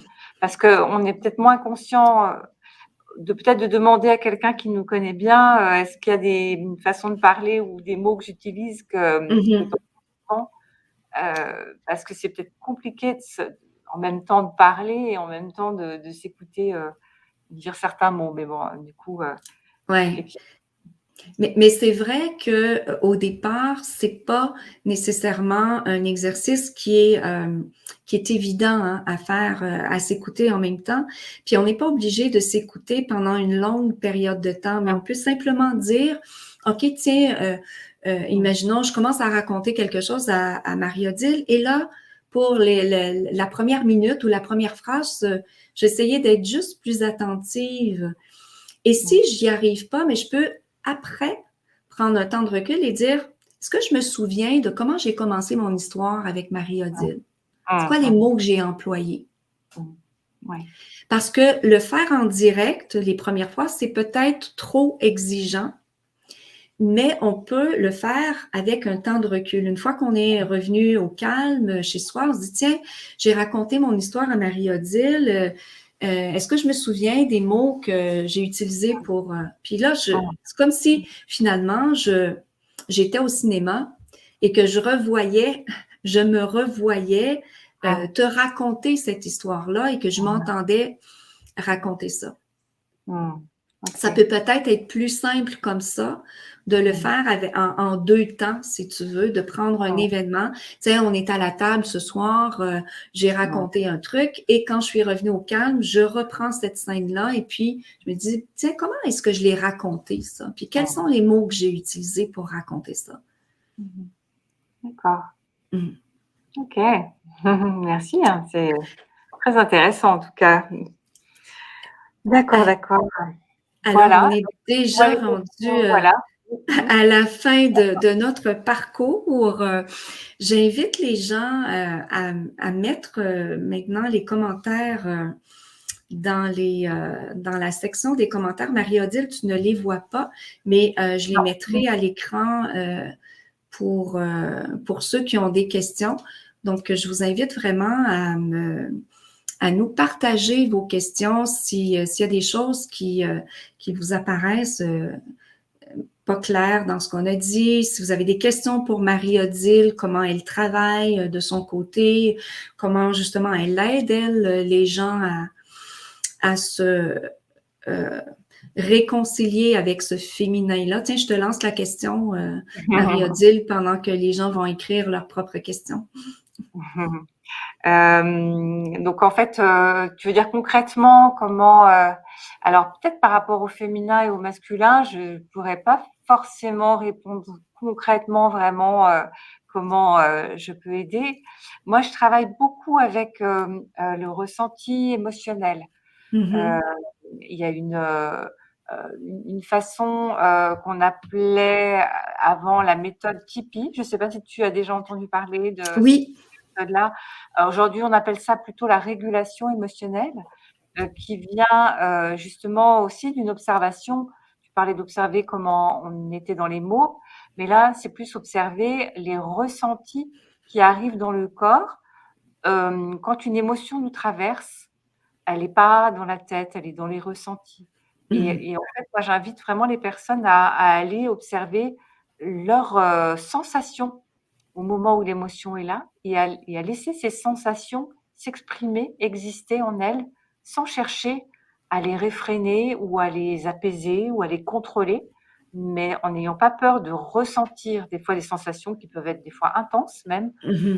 à les laisser évoluer d'elles-mêmes pour qu'elles se libèrent, qu'elles s'apaisent toutes seules, en fait. Et en fait, ce simple processus qui, à la fois est simple et à la fois, c'est vrai qu'il faut quand même apprendre à le faire et pratiquer pour pouvoir le comprendre vraiment dans son corps, hein. Mais ça fait bouger les charges émotionnelles qui sont bloquées en nous et ça permet ensuite d'avoir une pensée sur ce qui se passe, beaucoup plus souple, beaucoup moins rigide. Tu vois? On parlait tout à l'heure de ça, de la rigidité, d'une pensée sur soi ou et de pouvoir justement commencer à changer le programme, la croyance. Mmh. Seulement quand la charge émotionnelle a pu être libérée. Ça c'est vraiment voilà, mon gros travail, je travaille beaucoup comme ça. Ouais, puis c'est important, effectivement de mettre des mots sur cette charge émotionnelle-là parce qu'effectivement, tant que c'est pas Mmh. tant qu'on n'a pas touché à ça, puis on n'a pas été l'évacuer, on tourne en boucle, hein, on est dans Oui, c'est ça, c'est ouais, ça. C'est tout à fait. Voilà ouais. et en fait, tant que la charge émotionnelle est là, tu ça peut pas vraiment bouger dans la croyance sur soi ou dans la pensée sur soi. C'est, Ouais. heu c'est seulement quand on a pu libérer l'émotion. Enfin, en tout cas, moi, c'est ce que j'observe, hein, et je l'observe aussi surtout beaucoup sur moi puisque évidemment, je le pratique énormément sur moi aussi. Mmh. Et voilà, oui.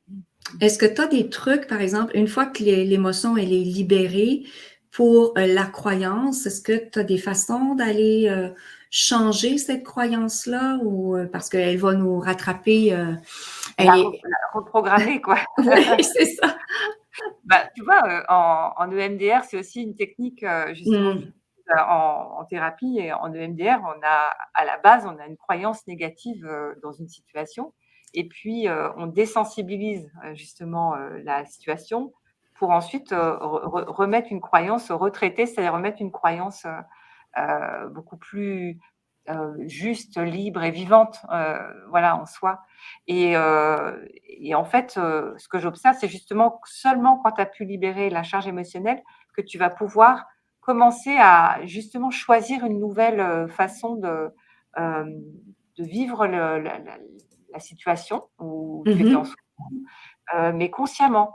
Hem, ça devient plus, juste, tu sais, quelque chose qu'on va plaquer en disant, «Oui, je suis» par exemple, imaginons qu'on dise: je suis impuissante» et puis que quand on a libéré l'émotion, on puisse dire, «J'ai du pouvoir» ou «J'ai de la puissance». Tu vois? C'est pas plaqué comme ça, a priori, en avant, Mmh. parce que ça marche pas en fait. C'est ce qu'on appelle la méthode Coué, tu sais? C'est on se fait croire des choses Ouais, mais elles sont pas vraies. Alors que là, c'est la croyance, elle peut bouger parce qu'il y a plus la charge émotionnelle qui vient, la maintenir, rigide et comme elle s'assouplit, on peut commencer à choisir consciemment une nouvelle croyance. ouais. Une nouvelle alors on va dire croyance, parce que de toute façon, on fonctionne toujours avec des systèmes de croyances. On ne peut pas fonctionner autrement.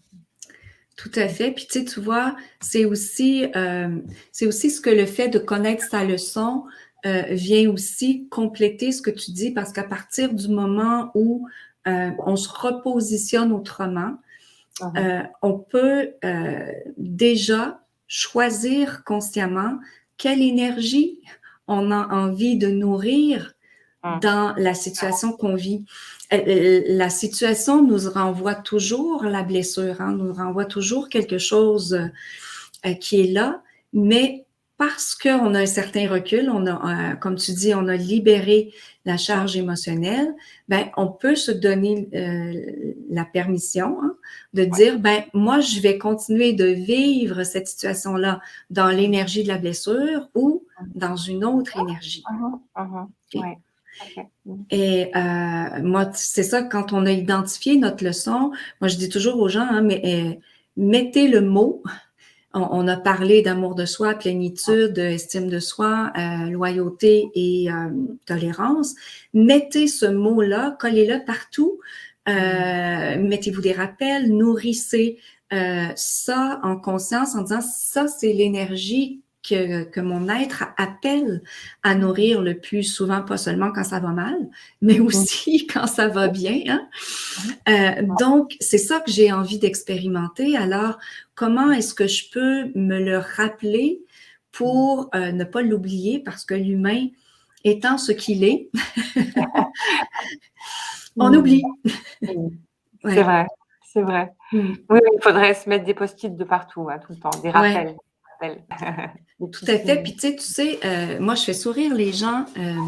J'ai toutes sortes de façons de faire des rappels, mais l'un des plus efficaces qu'on a à notre portée, c'est ce beau petit outil-là avec les agendas électroniques. On peut mais se faire des rappels qui sont totalement aléatoires. Par exemple, je vais voir arriver le mot loyauté, imaginons, qui est ma leçon. Je vais le voir arriver à toutes les 2 semaines, par exemple, ou à tous les 2 jours. Et je vous le dis, c'est absolument phénoménal.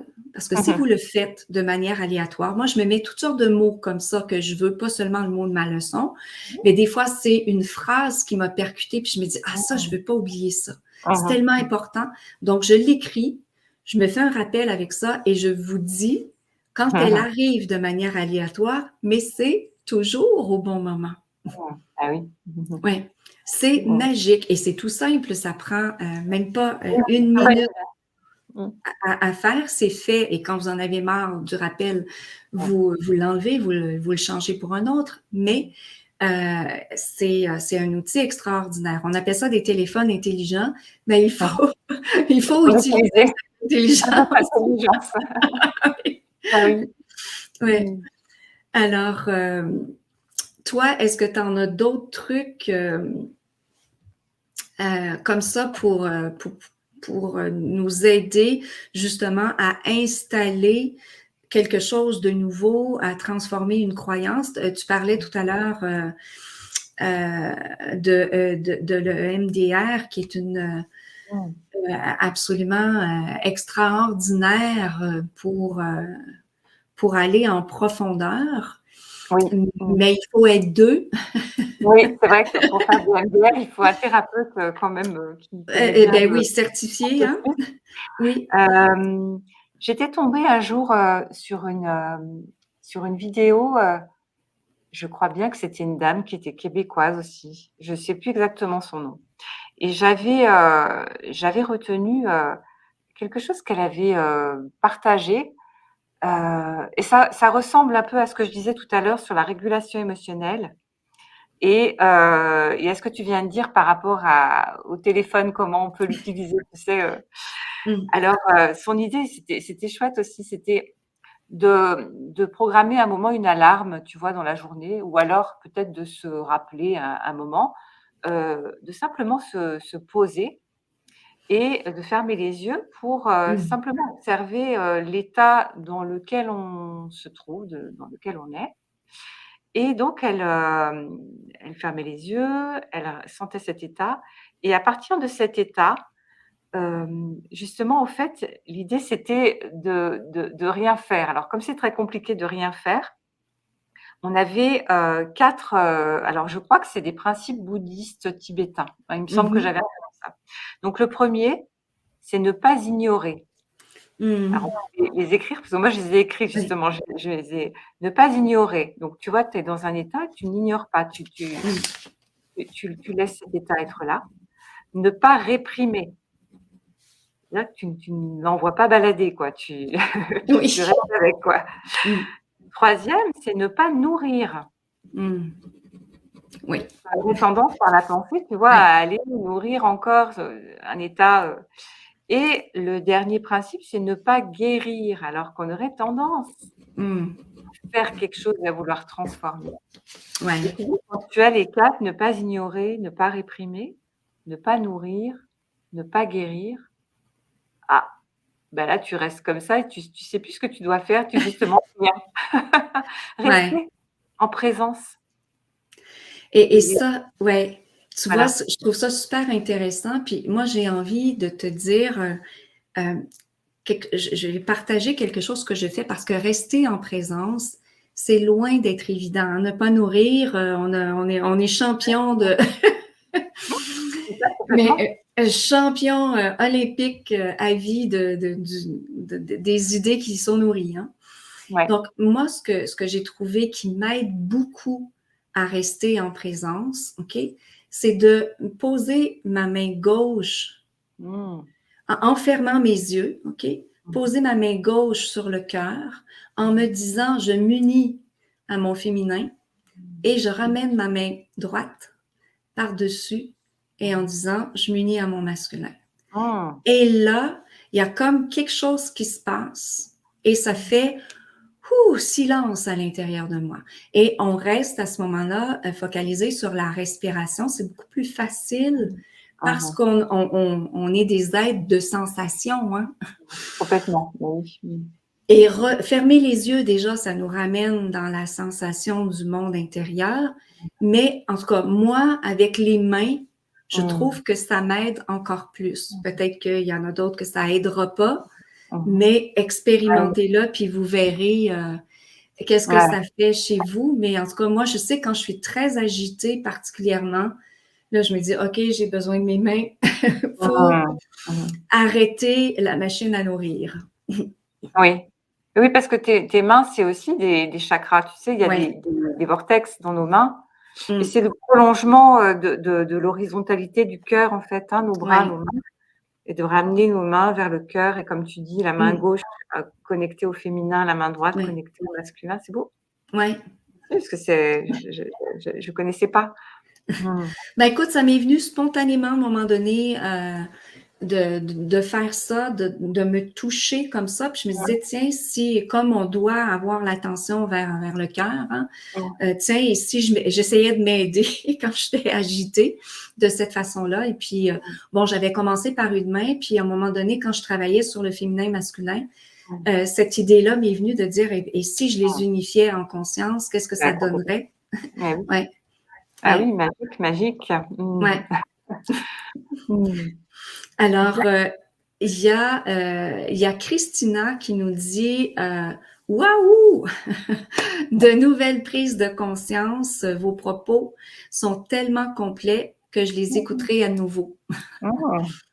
Donc, merci Avec Christina de plaisir. ton commentaire. Il y a mon papa et ma maman qui sont à l'écoute et qui nous disent bravo. Ce fut vraiment très, très intéressant. Donc, voilà. Il n'y a pas d'autres commentaires et questions. On a dû être tellement clair que, bon, parfois, il y a des questions des gens, mais là, il n'y en a pas. Alors, Mais c'est parfait comme ça. ben Voilà, voilà, c'est tout assez, est... clair et assez exhaustif, même si on l'est jamais, mais totalement. Ouais. Ben écoute, Marie-Odile, je te remercie infiniment pour la qualité des informations que tu nous as transmises aujourd'hui, la clarté, mais la fluidité, la douceur avec laquelle tu parles du féminin et du masculin, ça nous donne envie Mmh. de s'y relier. Et je Ouais. souhaite que les gens intègrent ça dans leur mission de vie. Mmh. Et puis, ben, on se dit probablement à tout bientôt parce que moi, j'aimerais bien vous entendre parler, Olivier et toi, Mais oui, de votre nouveau livre. Et je ce sens serait que ça va intéresser ouais, beaucoup les gens. bah, avec plaisir, avec plaisir. Oui, oui, oui, Oui, on programmera ça, quand tu auras du temps et voilà, pourquoi pas. Mmh. oui. Alors, il y a Carole qui nous dit, Caroline, pardon, qui nous dit, moi, je suis championne mondiale pour les pensées. Eh ben, fais attention, Caroline, tu pourrais te faire détrôner. Bah, Donc, on est tous un peu, on est tous quand même, hein, champions, oui, de penser. oui, oui, oui, notre mental, faut le remercier parce qu'il a des grandes, grandes qualités. Ouais, on a besoin parfois de le mettre un peu à sa place quand même, hein. Parfois, il Ouais, est un un peu, trop, comment dire? Comme un enfant mal élevé, tu sais, justement, qui a pas sa limite. Voilà, et dont tout le rôle du masculin de lui redonner une belle limite. Mmh mh. Alors, ben merci encore à tout le monde qui ont Merci. été là. Merci de partager si vous avez aimé. Et puis, ben, on se redonne rendez-vous pour une réflexion en miroir à la fin du mois d'avril. Je vous annoncerai sous peu notre prochaine invité. En attendant, Marie-Odile, je te garde avec moi, j'arrête la diffusion. Et puis, on se dit au revoir à tout le monde. Merci, au revoir.